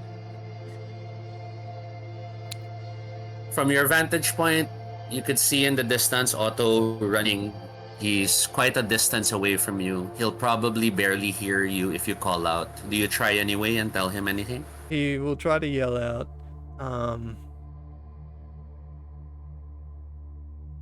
fire's been put out. Like he's trying to yell that. Fire's been put out! As you're yelling, you see Otto in the distance, suddenly gone. Otto, we cut to you. Yep. You are running as fast as you can across the high grass, making your way to the barn. In the distance behind you, you hear a voice. The fire's been put out. You are about to turn to yell anything in response. Your feet catch something that's not the ground and you fall into the grass, disappearing from view. You hit the grass a bit painfully. You scuff your knee, but you're fine. No injuries or anything. But you realize you have tripped over a body. Oh no. Gain one stress. What do you do? The first thing Otto is going to do, since he tripped over a body, he's going to try and identify said body. Getting to your knees, you crawl to the body you tripped over, and as you flip over the body to get a better look at it, you see Eve. Eve is unconscious. She doesn't look like she's been attacked in any brutal way, but she's unconscious and she's on the ground. And you do hear her sigh a bit when you moved her body. There's a sigh of relief from Otto, knowing that she's alive. But he is going to technically look around for any you said that there wasn't a brutal means of attack, you said? Or Yeah, basically she's not covered in blood or bruises or anything. okay. Yeah. But he is still going to double check just in case, because he's going to wonder how the hell did she get knocked out, or how the hell did she end up unconscious? How do you check? Sorry, just so I understand what you're doing. Yeah, he's going to check for any other kind of surface changes, or anything on the surface of her skin, or if there's any items laying around. Okay. You find her medical kit is burst open on the floor. It does look like it's been dug through. There probably are things missing, and you're not sure because you don't know what's in her kit. You check her arms, and you see a few bruising, but they look old. They're probably bruising from maintenance and the usual stuff. But as you try to cup her head up to check how bad her injuries are, to your horror, her hoodie falls back, as does her hair. And when you have a brief moment of terror thinking she's been scalped, you find a very smooth head under that wig. Otto is when he notices it's a smooth head, he's going to oh, okay.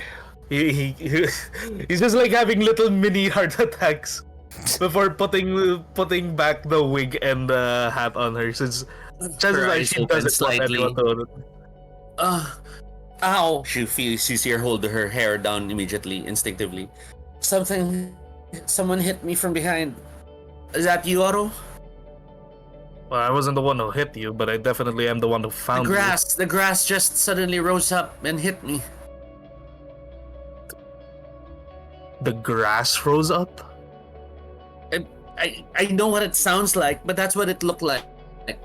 The grass just suddenly stood up and hit me. Otto is going to. I think it's someone skilled in this sort of thing.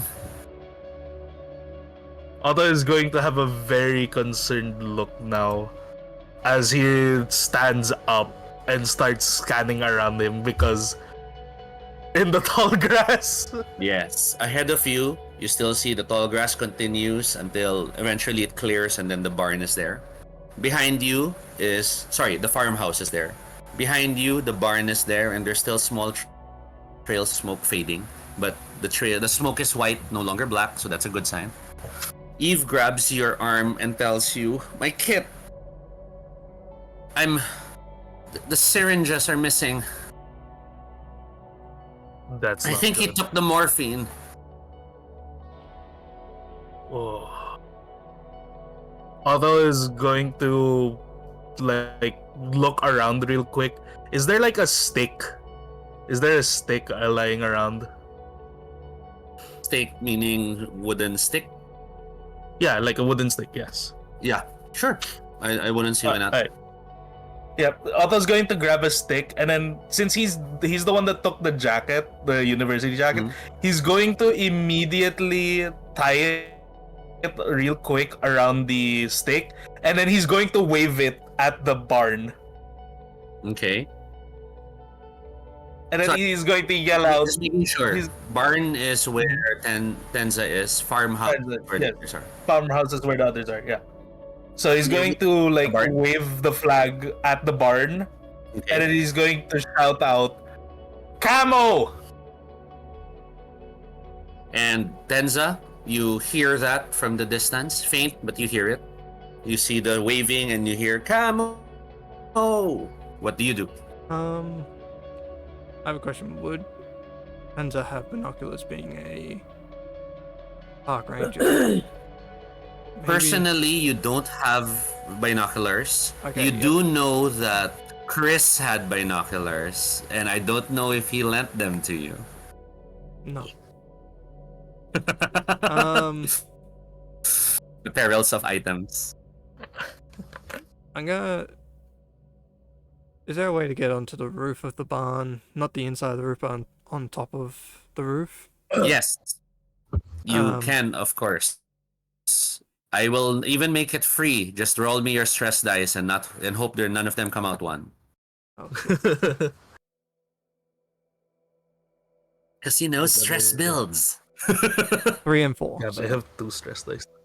Ah, nice. You clamber up to the roof. You get there to the top, and to your horror, upon getting to the roof, you see the hints of a cot that was there. Someone was sleeping above you, it seems. Ooh. Anything in there other than just the cot?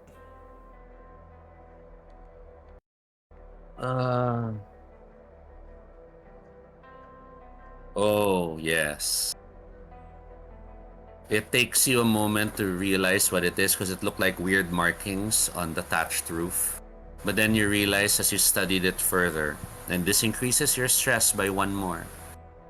Whoever was on this roof had enough time, and with the use of something like a pencil, sketched out on the roof the floor plan of the farm.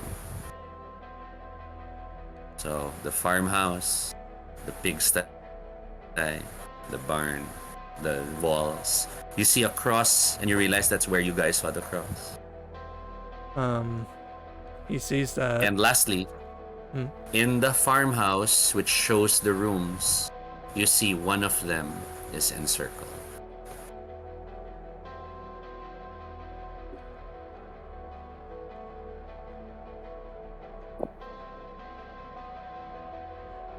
Whose room is the one that's circled? Is it the one that we put the girl in, or? Studying it, it's not where the girl is placed. No, this is one of the shared residences. This is where Jack and Rosa stay. Sorry, no, Rosa is Chris's roommate. This is where Jack and another person stays. Jacob? Sorry, Jacob. We changed to Jacob. Jacob and another person. Jacob, another person. Right. I have to lock that in my head. It'll take a while. They were looking for Officer Jacob, or whoever Jacob shared that room. And we cut back to the house. Jacob staring at the face. I don't think this is. And that's when our little young girl screams as she leaps into the officer's arms.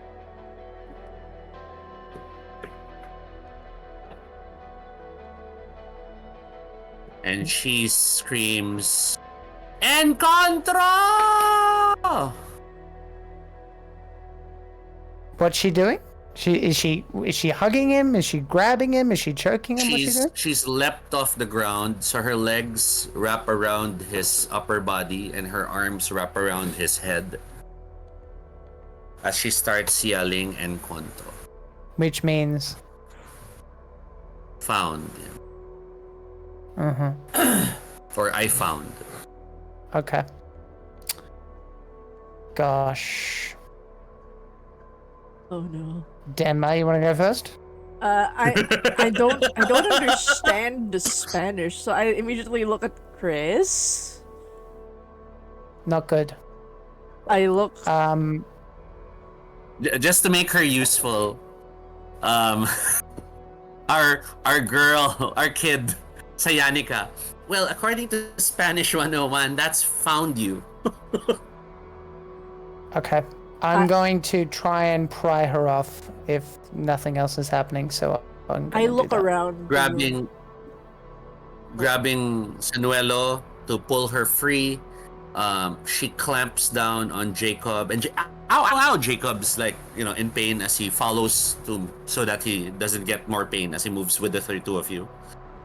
Joe, you're looking around trying to spot anything of danger coming in.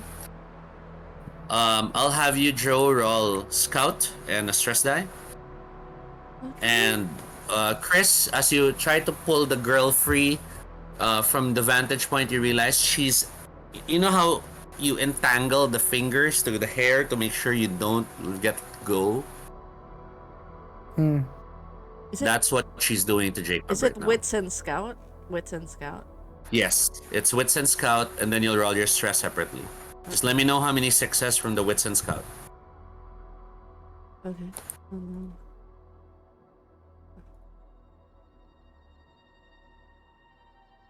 So from your 2 dice, did you get a 6?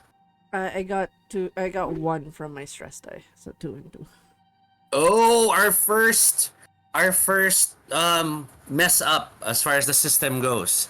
Mess ups are when things go bad despite successes or failures. Okay. And as you're looking around searching for any possible signs of danger, you hear a sudden movement by the door, Joe, rushing into the room. How did you react to that sound? My instinct immediately is to just the movement. If I recognize it, I don't do anything. If it's foreign, I body block. It's hard to tell right now. All you know is someone's rushing to you. Rushing into the room. Given what she's doing, probably safe to assume it's not good. I will just body block. I'll instinctively move blocking the path. Yeah, blocking the path of whoever's coming in. The door slams open, and you see our resident preacher Rosa rushing in. What's going on? And as she slams into you, the two of you tumble to the ground because sadly she was rushing forward in quite a fast pace. Neither of you hurt each other, but slamming and sliding onto the ground because of the mess up die result. The gun in the holster slides straight towards Jacob, the child, and Chris. Chris! Girl is keeping trap. Encontra! Yelling. Jacob, ow, ow, ow, ow! Get off me! Can I hear this movement? Where is it? Is it coming from a particular area? Actually, you see the gun slide to your feet. It has fallen from Joe, and it's now beside the three of you.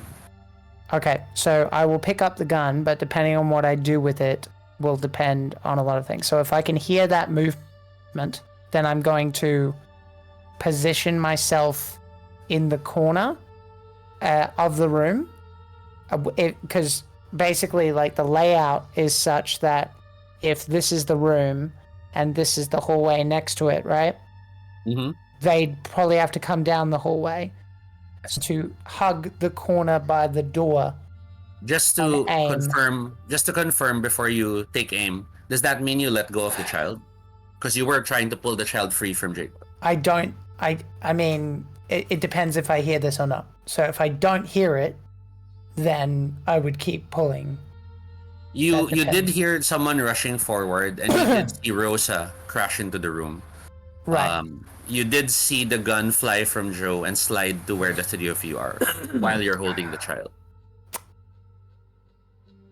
This is a bad situation all around, but Yes. I there was law and then found you, which means that almost certainly now he wasn't sure what it meant, but now he thought it might have been something that Jacob was a part of, but now it seems it's something that's happening to him, which means that the kid. The only concern for the kid right now is Jacob overreacting and hurting her. But if there's movement, then he's going to instinctually try and make himself small and aim the gun at the entrance, specifically around the knee area. So letting go of the kid, you Yes. grab the gun on the ground, push against that corner, pistol at the ready. Yeah, that's right. Sounds And right. I think I would like to make a stealth check to kind of guarantee that, if that's okay. No need to roll. You succeed. I'm good at it. You're in position. No one's acting directly against you. That's why there's no need for the roll right now. All right. You're in position. You're not firing yet, so there's no chance of messing up. You're still in the ready. Jacob stands up, and the girl's still on her, and he's like, I'm going to "Chris, say get very her off quickly. me, Chris!" I said, Jacob, hug the wall. Hug the wall. What? He looks at you Just hug the confused. fucking wall. And as you yell at him to do that, he turns to hug the wall. Girl's still on him. Another door opens and you turn the gun, but you see it's Gia, the other doctor. "What the hell's happening this time?" she calls out. Is And there anyone as else? Jacob slams against the wall, the girl was quick enough to actually leap around him, so she's still holding on to his upper body, and Jacob just banged his own head against the wall. God damn it. Joe, what are you Is doing? there anyone else? Anyone else? I I get don't even know what's going on. She looks at you. I Sorry, get Joe. up. Anyone else in the fucking house? And you've never seen him this upset. Yeah, I get up, I see Chris with the gun. That's like, oh, this escalated so quickly. I look at the kid, I look at Rosa. I'm pissed at Rosa, but I can't, like, because, like, it immediately I'm reminded of how, like, I'm reminded of my mother with how Rosa is, like, fine. Like, turn to Gia, Mhm. and I just go, get the kids out of here, get the kids out of here, put them somewhere else, put them out of something's happening. I just tell that to Gia to pull to pull her sister out, essentially. I'm assuming this is the person I'm thinking. Gia nods and Gia rushes to Sayanika to get her hand. Rosa, seeing Jacob with the girl, "You get off him this moment!" She starts yelling at the girl, scolding her like a Lola would. Okay, Chris, so no one- yeah. You're still staring at the open doorway. No one has a shot. Someone Okay. comes into view. What's your stress is just 1, right? 0. It was That's 0. fine. So now it's 1, and that's fine. No need to roll yet because it's just 1. Had it been 2, I'd have you roll. It's Enzo, who pops into view with a bandage on his face. "What the fuck's going on, guys?" And you're like still keeping watch of the doorways. Okay. And that's when you all hear a new sound enter this chaotic scene. Coming into view, you all see Otto. What's the name of your dog? Argos. Right, no, sorry, Sunny. It's Sunny. You all see Sunny come into view.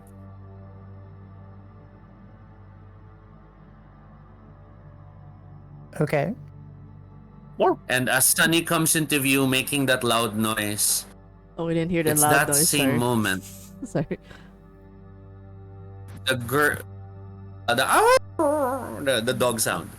It is that same moment the girl hops off Jacob, lands on all fours on the ground, and her eyes on one of the windows.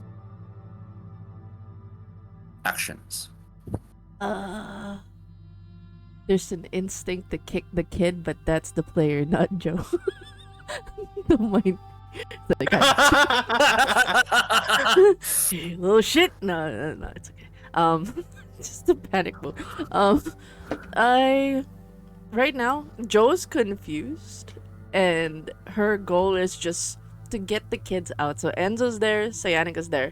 She's just going on shoving them out of the room. So that's her action. Just getting them So out. it's the parental. You're backing up with them behind you as you're pulling them No, towards the door. I'm gonna turn my That's back sort of- against the window actually and just push them forward. Like, go back, go back. Okay. You shove Cyanic. You shove the girl and the stable hand back to the other room, getting them out of the fray. Yeah, and Rosa starts Gia pulling and- Jacob to his feet. I would try to get like because Gia's with Cyanica and Enzo's there, just getting all three of them Yeah. out of the door. I'm just get out, get out, get out. Mm-hmm. They're not resisting you. Enzo's just trying to see what the hell's going on. Gia's pulling the younger woman with her, and Rosa's helping Jacob to his feet. Jacob's stinging because you could see now he's reacting. There's all these small cuts on his face from the struggle earlier. And Chris with the gun. Well, I don't know. What? Okay, you say she's eyeing the window, correct? Yep. And okay, there's been lots of movement, so Yes. I'm not necessarily sure he would. Yeah, I think I'm just going to go on instinct here because there's no way for me to really know what's going on. There's too many people moving back and forth for me to have a clear picture of anything. Yeah. So I'm going to close the door, and I'm going to lower the gun, and within the space of a couple of seconds, I'm going to walk to the door, unlatch it, and go, and I'll say in Spanish, "I will open this for you." I don't know The what's window, going on. I presume. Yes, the window. And I open it a tiny bit. But I'm going to talk to her because clearly I misjudged her.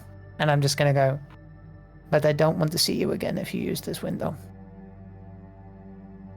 He stares at you with her blood-red mouth, thanks to the lipstick, and mutters, "Nos vemos," which is see ya. And she bounds out the window. Okay. Sunny, barking, squeezes past the doorway as Gia and the others are rushing out, and as Sunny rushes into this room, starts barking towards the window.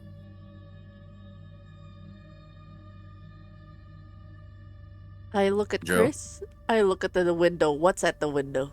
Cause like I just saw Chris speak in Spanish. Yeah, I closed the door. Looking out the window, you see the tall grass. In the distance, in the tall grass, you think you see some sort of flag being waved. What is going on? I have no idea, but we need to get into one room. Okay. Rosa mutters, "It's the Satanists, I tell you! It's the Satanists!" They're And after she- Jacob. They use the word lore. They use the word found you. I thought that he might have something to do with it. I thought I could learn something. She got away. "This is because we're not praying!" Rosa rushes to the window and shuts it closed again. I immediately like seeing the flag from. Would I know? Given I grew up in this farm, would I know the trajectory of where that? Because I'm like looking where I'm at. I would know where like the outside is and stuff. Would I know the general direction where the flag is? It's northward, which leads to the barn, which eventually leads to, it's basically north of the barn. farmhouse. Where Tenzo's staying. Yes. I immediately Yes. I immediately whip pan my head to Chris. I think something happened to Tenzo and Otto. There's a flag at the distance in the general direction of the barn. And then I opened the A door. hand. I opened the door Mhm. again, and like, I just enough for the blocking because I don't know. There's a gun. There's Chris, and opening the window. My concern is not the kid anymore. My concern I is closed the door. No one knows I opened the window for her. Yeah. I did that Oh, very oh. The only one who knows I- about the open window is the people in the room, which is you, Joe, Yeah. Chris, She- and No, I was pushing Oh, okay. people. I was pushing people out. Yeah, no one was there but me and the Oh, girl, I thought. right. Yeah. So you wouldn't have seen My back him was open turned. the window. Right. My back was So, turned. I would say I just opened Basically, I'm lying. I've given this girl one shot, and I've told her what will happen if I see her again, because clearly she's a traitor. Hopefully, she's smart enough to get the message. the door. I will open. I don't know why the door is closed. I open it again and I head out. I just told basically my context is Right. like letting Chris know I'm gonna look for Tenzo and Otto. There's a flag waved at the outside. So I rush. No, but Joe, they're not after him. They're after Jacob. I gotta check. They said lure and they said found. They are competent. They know what they're doing. there are Jacob two. Do you looks at honestly the think two you're of going to you. survive out there? There's two We people out need there. you to be alive. Someone's You raving. can't go out there by yourself. If you really worried about them, let me go. Okay? I can be very quiet. The That's guy two- is right, Joe. This is your farm. You have to make sure everyone's safe here. There are three. Get Jacob into a room. Get everyone into one fucking room with as little windows as possible. And I'm just gonna go. I go, Chris. That's Before you leave, though, Ah. Chris, Jacob calls out your name. Chris, wait. You said the photo was with her, Yeah. but she's not my daughter. I don't know what you've done, Jacob. I don't know who you've pissed off. But if you bring this on us, and if anyone gets hurt because of you, then God forgive you. And I'm gonna get out of here. You watch as you stomp off. You hear whine, Joe, and you see Sunny the dog looking at you worriedly. I calmed the dog down, and it's like it's scary because this is Otto's dog. So it's like I feel like the boys are in danger. I sent them out there. But Chris made a point that I'm kind of like hating but agreeing at the same time as I go, Jacob, we gotta get out of it. You're too visible out there. We need to get you at least in the middle of the house, somewhere in the kitchen area. No one will have access to you. Jacob looks at you and you see all the small cuts in his face from the earlier struggle. He tells you, whistle.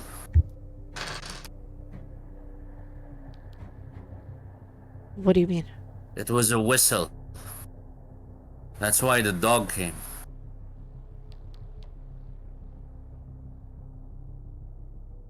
Someone out there blew a whistle.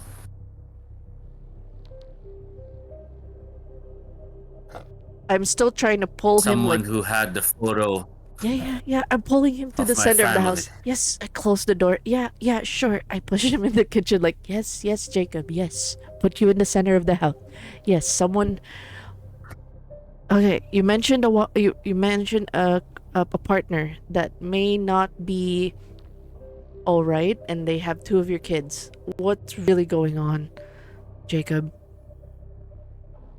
That's all I know. I just haven't been in touch with her for so long. It wasn't a good breakup, so we took turns taking care of the kids. But when everything happened, I tried to get to her in Buchanan, but the apartment was empty. She was gone. She spoke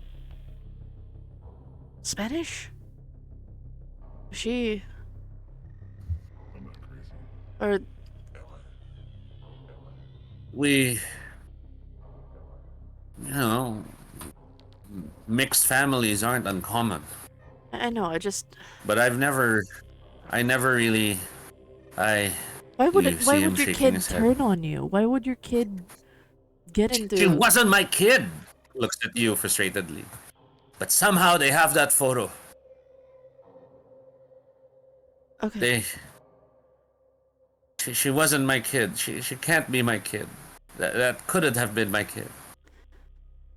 Sure. Well, we gotta keep you safe. Whatever it is. A hand What hand? What? a hand firmly holds you from the side, and you turn to see Gia. I think we have to discuss next steps. I saw a flag. Does your farmhouse have a basement? I would assume there's a cellar, yes. Lead us to it. It's in the kitchen. Just, you see like the little entrance to the door going down. You won't miss it.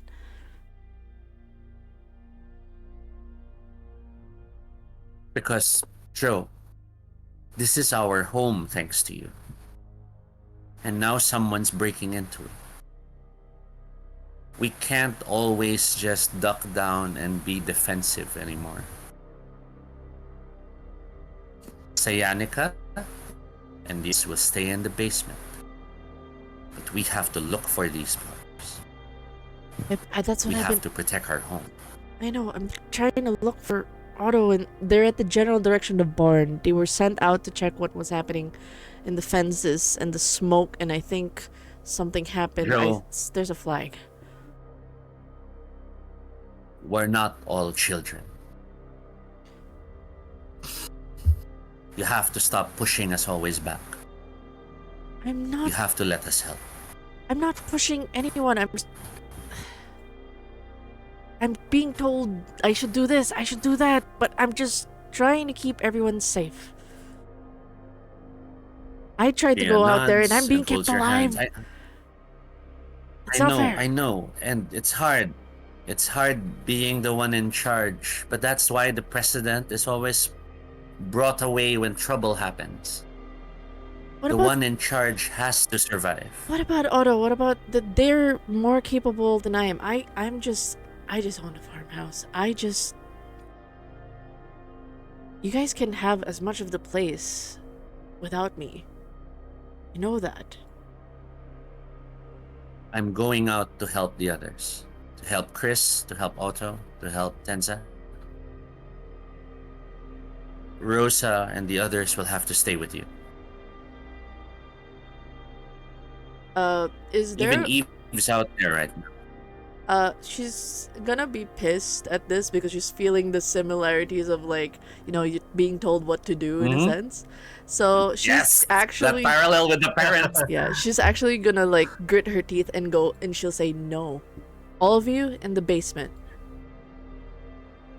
Jacob's the target. I will go out there. This is my farm. If it is my farm, I'm gonna do what I fucking want. I'm gonna go out there.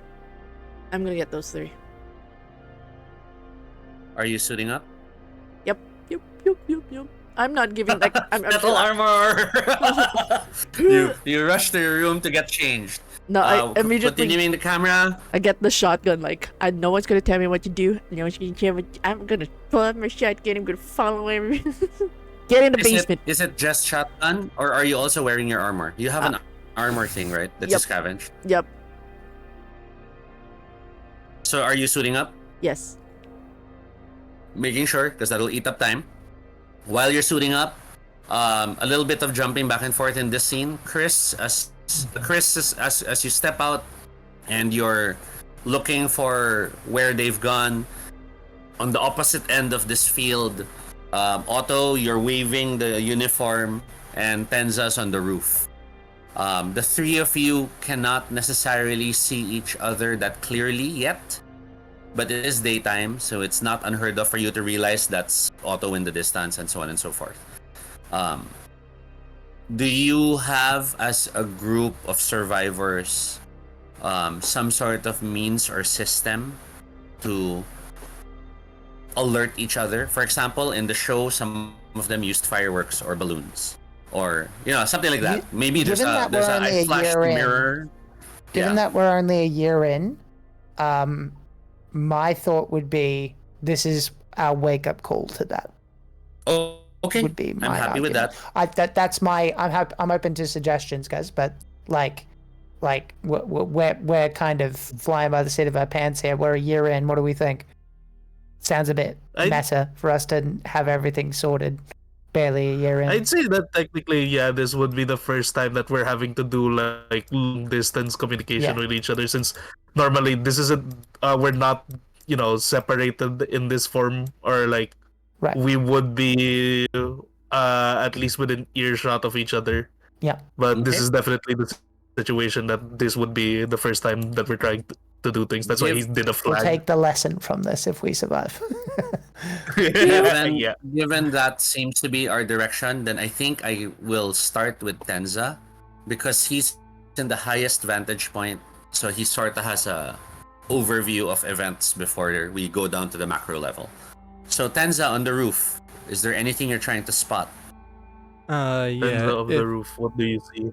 If Otto is waving the flag saying camo, and that Ezra, the one that's with Otto, Ezra, Eve. Eve.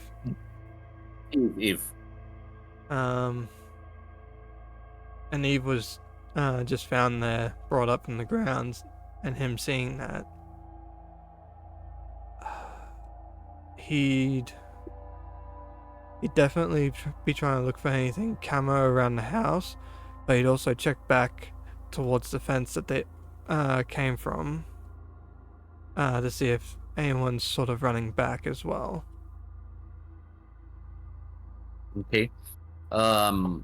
I'll have you try a scout roll, but you need at least 2 successes because of the camo.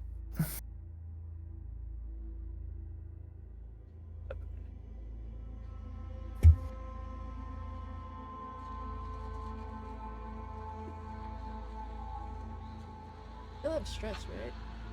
1, 2, 3. Yes, stress will also be rolled separately. Only 1 success. No failures from the stress. You catch movement and you focus on it, hoping to see if it's someone in camo. Then you realize, wait, no, that's Chris. Chris has stepped out of the house. You start scanning further, trying to find anyone that might be in camo or dressed up in a certain. So far, nothing. I mean, to be fair, I think I actually rolled for this preemptively. He would disappear, and in that effort, even if you don't want to count it, I did get 4 successes. So I don't think he knows I'm on the way. I think I'm Batman, is what I'm saying. So it's like he spotted you step out, then you're gone. What the fuck? That's perfect. You left my cone of vision. And Where'd as you you're go? scanning, still trying to look for any sign of any movement, with there's that frustrated, the wind blows, the grass sways, so any of those movement can be someone moving. Cutting to you, Otto. Just be the wind. Yeah, you, Otto, beside the semi-conscious Eve. Oh my gosh, my head. I'm fine. You don't need to touch my head. Otto nods as he looks over, and he still keeps the flag on him, but he's not waving it anymore at this point, since he clearly sees Tenza looking around. Yep. And then he thinks for a moment as he looks over to Eve, like, what's the last thing you remember? I was making my way back because of the jacket we saw. I was moving through the grass. I was tripped. I didn't trip. I was tripped. It was... She positions herself in front of you. It was something like this, and she slides her feet between yours. And then she starts twisting slightly to show how you would have been forced down. I think we're dealing with someone who knows what they're doing. That definitely seems to be the case. Oh God, I was handling dogs and cats and hamsters before all this happened. We might be dealing with someone in the military. he's going to sigh as he hears that, because he really hopes it isn't the case.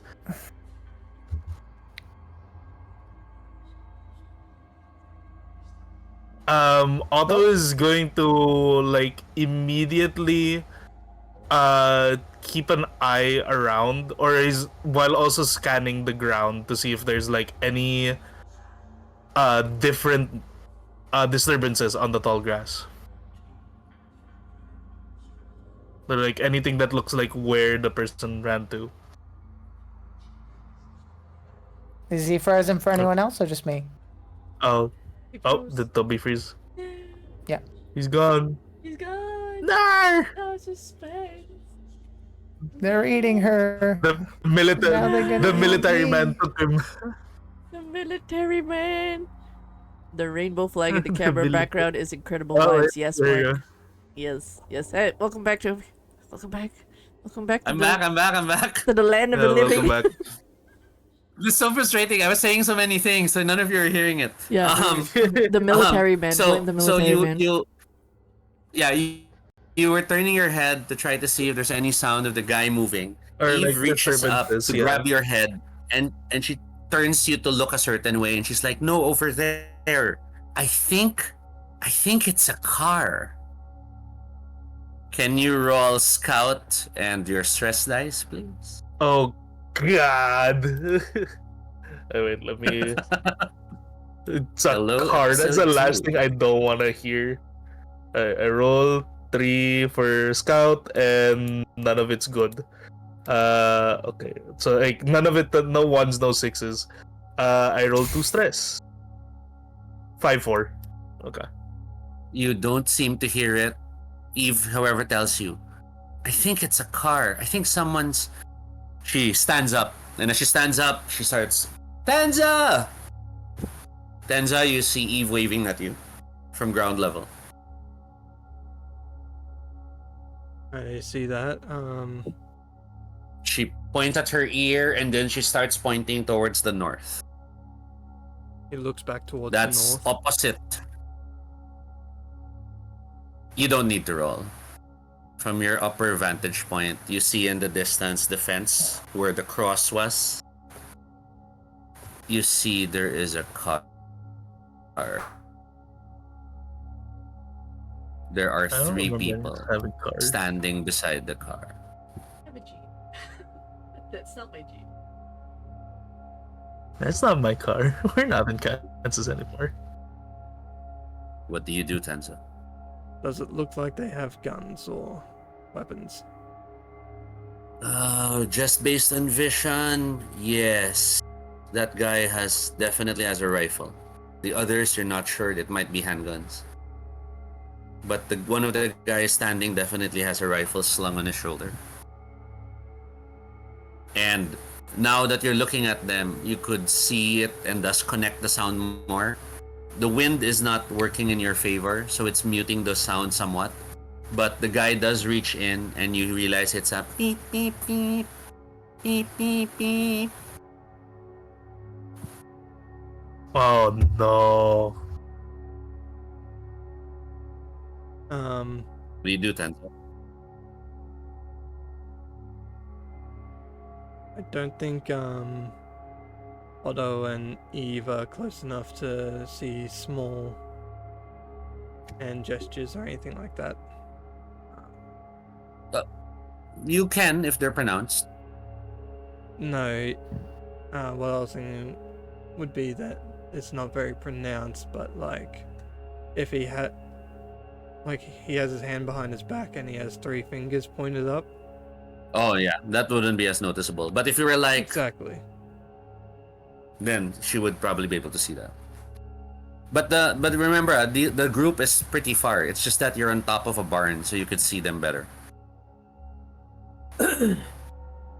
They probably can't see you that well. Then he try and make the signal to Eve and Otto that there's 3 people that he can see. Eve turns to you, Otto. Is he saying 3? Otto Otto immediately eyes widen as he hears Eve say that there's 3, because that is usually an optimal number for people to be scouting with, Mm-hmm. and Eve that's looks why at you. Otto is eyes widened. Does he see Crisis. where Tenza's pointing towards it, or like? Basically Tenza's looking the opposite way. So if he was in front of the barn looking at you guys, that's towards the farmhouse. He went to the opposite side to look that way. And that's where you guys came from. Oh no. Eve looks at you. Same as before. I'll try to get to the farmhouse. You go with Tenza? Or do we stick together this time? Otto is going to immediately Otto's immediately going to like he's having like a 1,000-yard stare because he's thinking like, what do we do here? But in his head he's thinking the best thing to do is to get there as soon as possible and prepare. Okay. So he looks over at Eve and says, "Grab your things, inform everyone as quickly as possible." And he hands her the stick with the jacket, just in case, just so that way she's at least visible to the farmhouse as he starts heading towards the barn and yelling, "Tenza!" Jack, quick question. You rolled earlier stealth or scout? Stealth. Okay. Stealth. And you rolled 4 success, is that right? Yeah, to be fair, I used 9 dice. So. That's no problem. I shall get back to you. Oh, okay. Just so that I'm because we're wrapping up for tonight's session. Yeah. Joe, you step out in your armor, shotgun ready, in time to see the others, except for the kids, in front of the farmhouse waiting for you. Rosa, Enzo, Why are they at the front? They're supposed, or this is like Jacob, a cinematic kind of thing. and Gia. Are they supposed Yes, to be the in 4 of them are waiting for you. I'm like, I told them to go to this. What part of go to the fucking cellar did they not get? I'm like, I get. Yeah, it'd be Rosa. awkward if they directly ignored you, huh? Yeah, Rosa tells you, Yeah. we aren't your that must kids. be frustrating. We aren't your kids, I and we're going with you to protect this place. player. Sayanika is keeping the kids safe downstairs. The player. Violence. Joe is just like, stay down. No, I'm gonna. I'm just like, okay. I just go, fine. We're gonna work with this. We're gonna work with these stubborn little shits. I tell them to just keep watch if there's any movement and keep Jacob safe. From what Chris told me, he was the target, so you have to be inside. Like Just face the facts, Joe. Rosa tells you, if anything happens to us, it doesn't matter who stays here. I'm like, You I are can wasting feel time. there's I'm talking to them. there's a character bleed of me just feeling frustrated and not being able to get the words out of what my plan is, other than I just want to bitch slap all of them inside and just go. So I'm because they're not getting it. It's not about who stays or like Jacob's a target. He's a threat, and he needs like if somebody's gonna go out, it should be like Jacob, or he has to stay inside and try to not cause more trouble. Like that's where I'm like at the moment, and because of character bleed, I am frustrated with them keep like going against it. So I'm like, I don't know how to act as Joe at the moment because I'm just frustrated. Sorry about that. It's okay. I also am stressing, however, Yeah. that Joe only has one leadership. Yeah, I know. So I it doesn't really Yeah, carry with the weight of order. Yes, I know. It's everything's falling apart. She The didn't want to be a group, as leader. far as they're concerned, that's Yes. the group as far as they're concerned. We have to protect our home. They think they're doing what's right. And Yes. as they gather with you, the group starts making their way. We reach the closing of tonight's session. No, they're following Our me. first Yes. Our first half of the closing. Yes, all the backup characters are also in danger. our first half of the closing is you, Jack, your character Chris. You have been stealthily keeping low, making your way, finding your way around without being seen, hoping to see if you can catch the two. You were hoping to catch up with the girl, right? No. Did I? Oh, no, you weren't. So where were you going? Otto. My mistake then. Towards the boys, if that's where the flag was coming from, etc. Oh, okay. Then that's even better. Then I don't. You catch Tenza and Otto at the base of the barn, and you can overhear them talking about how there's a car with 3 people at the fence further north. Who are they on the roof? Are they on the ground? Where are they?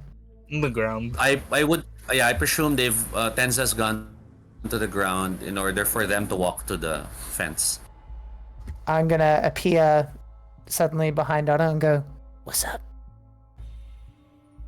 Immediately gonna whip around and grab and lift. I'll just go limp. He's just gonna immediately grab Chris like. Sorry, bad timing. Can you put me down? Other's gonna breathe out and like put him down. He's like, do not sneak up on me.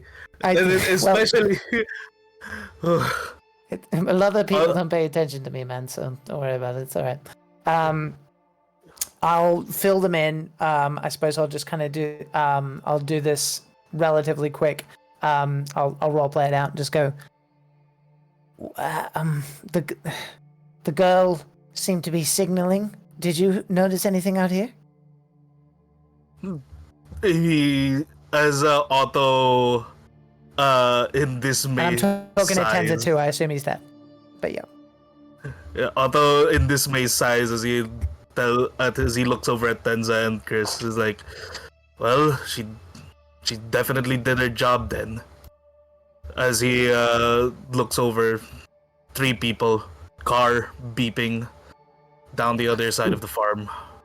And then I will, as I'm getting this information and my face kind of falls more and more, then I'll go fuck, and then I'll look behind me and see this fucking miniature army just casually walking down the path where these guys have military weapons. Go, fuck! In the distance, the small army that's walking reaches Eve, who was making her way to them. Eve, of course, explains the same thing. A car, Tenza seemed to sign that there were 3 people. They think they may have guns, but they're not breaking in. They're blaring their horn, waiting. Jacob turns to you, Joe.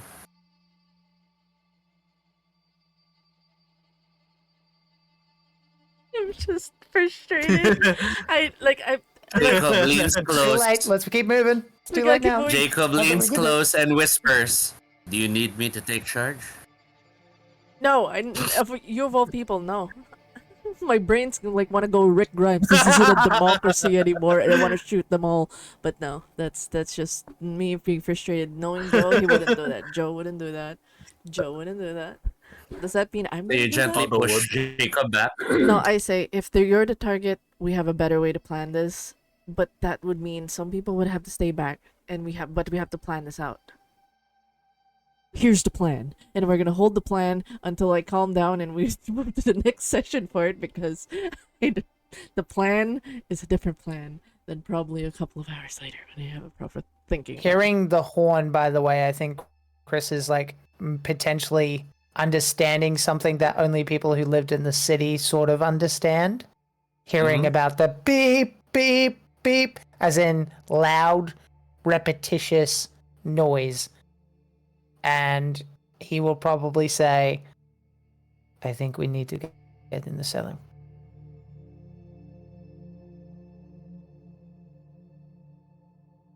With the group weighing their options, we have a cutscene to end the session. Oh boy. Car, broken cross, 3 people. So you're sure that used to be a cross? I'm definitely sure. Definitely looks like one of those we saw in our camp. Well, we wait. Why don't we just drive in? I mean, come on. This place doesn't even look that well protected. You don't understand. This is the David farmland. I knew that family. Try the horn a few more times. Hopefully one of them will come out. Oh. Beep, beep, beep. And then we zoom in on the guy's face as he looks into the farmland and mutters, if no one comes out in 30 minutes, we're driving in. To be continued.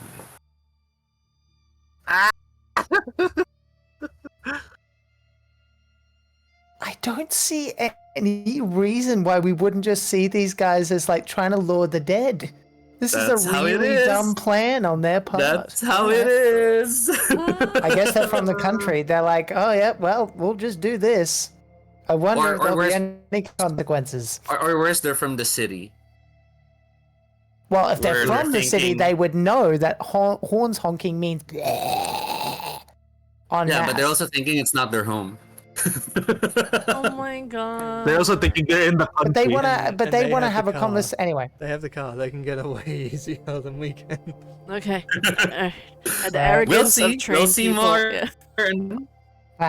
Perhaps it'll come down to Joe looking through some binoculars and realizing that it's someone she recognizes, and then going to speak to them, Maybe. because that's the only way I This see could be this peaceful. happening the way they want it. Yeah. Otherwise, it's Yeah. Joe Mhm. just shooting people. Like, why the fuck would? Oh yeah, hey, dudes, by a jeep with gun. Let's have a conversation. Fuck you. Not a chance. That's too threatening. Anyways, thank you, Mark, for Yeah. dropping by. Yes, we'll probably make backups of backups soon. Maybe we don't know yet, but yes. Okay, we'll do a quick round table as the player is processing. What? Players are processing another spicy cliffhanger and reframing of the situation. Check. Character Everyone bleed. okay though with the game? Character bleed. Nothing too intense. Character bleed. That's Okay, it. making sure. That's it. That's it. Character bleed. I We're feel okay. my intensity will come by the next session. You're gonna have to try to make sure Autumn doesn't kill someone. I know. I know. I'm really expecting and hoping that some of you will ask for scenes to bring out, to bleed out, to burn out some stress. You know, Yes. you know, just grab an NPC and grab something in the fridge and talk about something real quick, or Yes. share a smoke while definitely. walking. And those little moments to burn stress. I'm glad you're enjoying this, Mark. We have another session every Wednesday. We do it at 8:30, Queensland time, and at 9:30 at AEST, ADT. There's a couple of time zones, but it's 6:30 at the Philippines. I don't know what time zone is it with you, Mark, but I'm glad you're catching it, and we always have the VODs. So quick round table for all the players. How you guys feeling? I know we did a check-in just now, but like, what are your expectations for the next scenario? Might be a good thing, and feelings. We'll start. We started from the bottom, now we go up. So we'll start first with Vetra. Yes. How are you feeling? We're expecting next session. No. In all honesty, Tenza is stressed out because, like, someone's placed a thing where a dummy where it's tapped in the throat. Okay, so someone's targeting him. Someone knows him that's there. 2, he's stressed out that there is 3 people and one of them has a gun for more longer range. Um, Hmm. as a player, yes, I am stressed, but also as the player myself, I overlooked the fact that this was a small girl and there was a damage to Enzo's head. I overlooked that fact Yes. last time as the player. Oh, just knocked him out while he was like crouched down to feed the pigs. Which was my plausible deniability. Little detail Plausible denial. God damn it. there. The real trick would have been if any of you studied the handprints. Ugh. But the other thing to But the me cop's was an that, NPC. like, I know that this is like what, a 7-8-year-old girl. 10-year-old, yeah. 12-year-old. 10 to 12. 10 to 12. A bit older. A grown-ass farmhand guy would easily overpower a 12-year-old girl. So it's... Yeah. It's an oversight on my part by a major point. And I'm like, oh god, I've gotten us into a worse situation because I missed that part. So, in more ways or not, I'm stressed and I am blaming myself for this situation.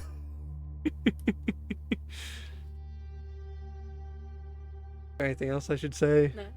We need we need a filler episode where just de-stressing. That's what happens. I'm currently at 2 stress.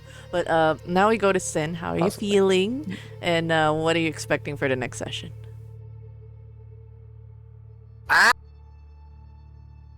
There's a That's how I feel. the perfectly cut scream. Like, ah, Yeah, you just peek. Yeah. Yeah. ah. But yeah, internal screaming over like the fact of like what's going to happen. As for what I'm expecting, I'm expecting some definite flashbacks and character PTSDs for next session. Yes, relatable. Indeed. Thank you. Especially since there's going to be a high chance of negotiations breaking down. Mm-hmm. Exactly. Thank you. Okay, now we go to Jack. Jack, how are you feeling? What are you expecting for the next sesh? I'm a little bummed. I'm like, there was always the possibility the kid was going to be that, but I was kind of excited to have like a potentially new anchor, and then didn't happen. But that's okay. That's life. What am I expecting? Someone's. I mean, I have no idea because we know things the characters don't know, and part of a player's job is to interpret where the GM wants you to go, and give reasons for it. But hand to my heart, cannot tell you a single fucking logical reason that any of us would do what they want us to do right now. None. 0. Mm-hmm. And so with that in mind, I don't know. What am I expecting? I'm expecting either we pull a rabbit out of our hat and you happen to recognize one of them, or through the grace of intuition that I certainly don't have, or expect my character to have, understand what their intentions are. And even then, it's a dangerous, foolhardy thing to do. So I don't know why we would do it. So to be honest, we've put ourselves in the worst possible position, where 3 people in one spot, the rest of you, including the one that makes the food, out in the open with like shotguns, even though. Yeah, so death is what I expect. There you go. Thank you, Jack. Feelings is just my yeah, definitely I felt the character bleed because like Joe is kind of like I try not to make too much characters with family issues, but here we are again. And then Here I we was are again. and I didn't expect the flashback to like be like, oh, like it captured exactly what I was going for with the character. And now that it's replaying in a different form, is putting back her angsty teenager self again. I was just like, I want to run away. I want to go leave. I'll leave all of this behind. Screw you guys. I'm home. I can't go home. I'm home already.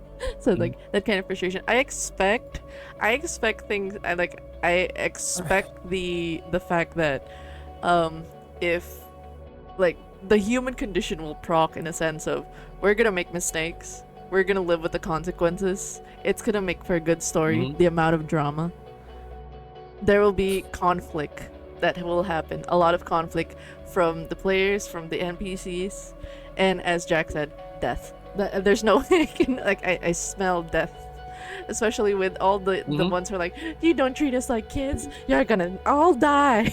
I'm trying to keep you alive. So like those kinds of fun frustrations that come with storytelling. So yeah, thank you for putting us through a roller coaster of emotions, Toby. It's great. It's a great game. Signs of a great game. Yeah, I love that. I love the lipstick jump scare. By the way, that's the I'd say that's my favorite scene of the day. Yes, that's definitely. Oh yeah. We'll also do a quick as I'm raiding out to somebody, looking for somebody to raid. We'll give the floor again to people, little shout outs and all that fun stuff as we end the streams. So we'll start with you, Jack. Plugs, what you got going in your life, and Hello, internet. You can read. There it is. Yeah. There's stuff. Shoutouts. Play. I do stuff. I'm a GM. I did podcasts. It's coming out. Call of Cthulhu stuff mainly. Come check it out. I'm gonna start a new game probably in the next couple of days as well. In Video Game Potluck, I am probably gonna play some Citizen Sleeper 2. Which looks really up my alley. I basically got it on a recommendation from a friend, and it looks really sick. It's based on tabletop mechanics, apparently. Very sci-fi dystopian bullshit, and should be a fun stream, so check it out. That'll probably be on Sunday evening. Hey, Citizen Sleeper. Tabletop Cinema. Shout out to Mikey. Really played the first game, and I enjoyed watching it. The dice rolls and stuff, like the TTRPG mechanics is really cool. So knowing that you're playing Citizen Sleeper, the yellow one, yes, happy dices. Then a couple plugs. Sin, plug. Do you have anything to plug? Anything to share? What? What you got going in life? Nope, just follow me over at Sin, or like my Twitch Sin Carriers, or my Blue Sky or Twitter. But yep. I'm just excited to see what we're gonna do next week with this game. Excited and scared. Yes, fear, true fear. All right, and Veteran, you got anything to plug?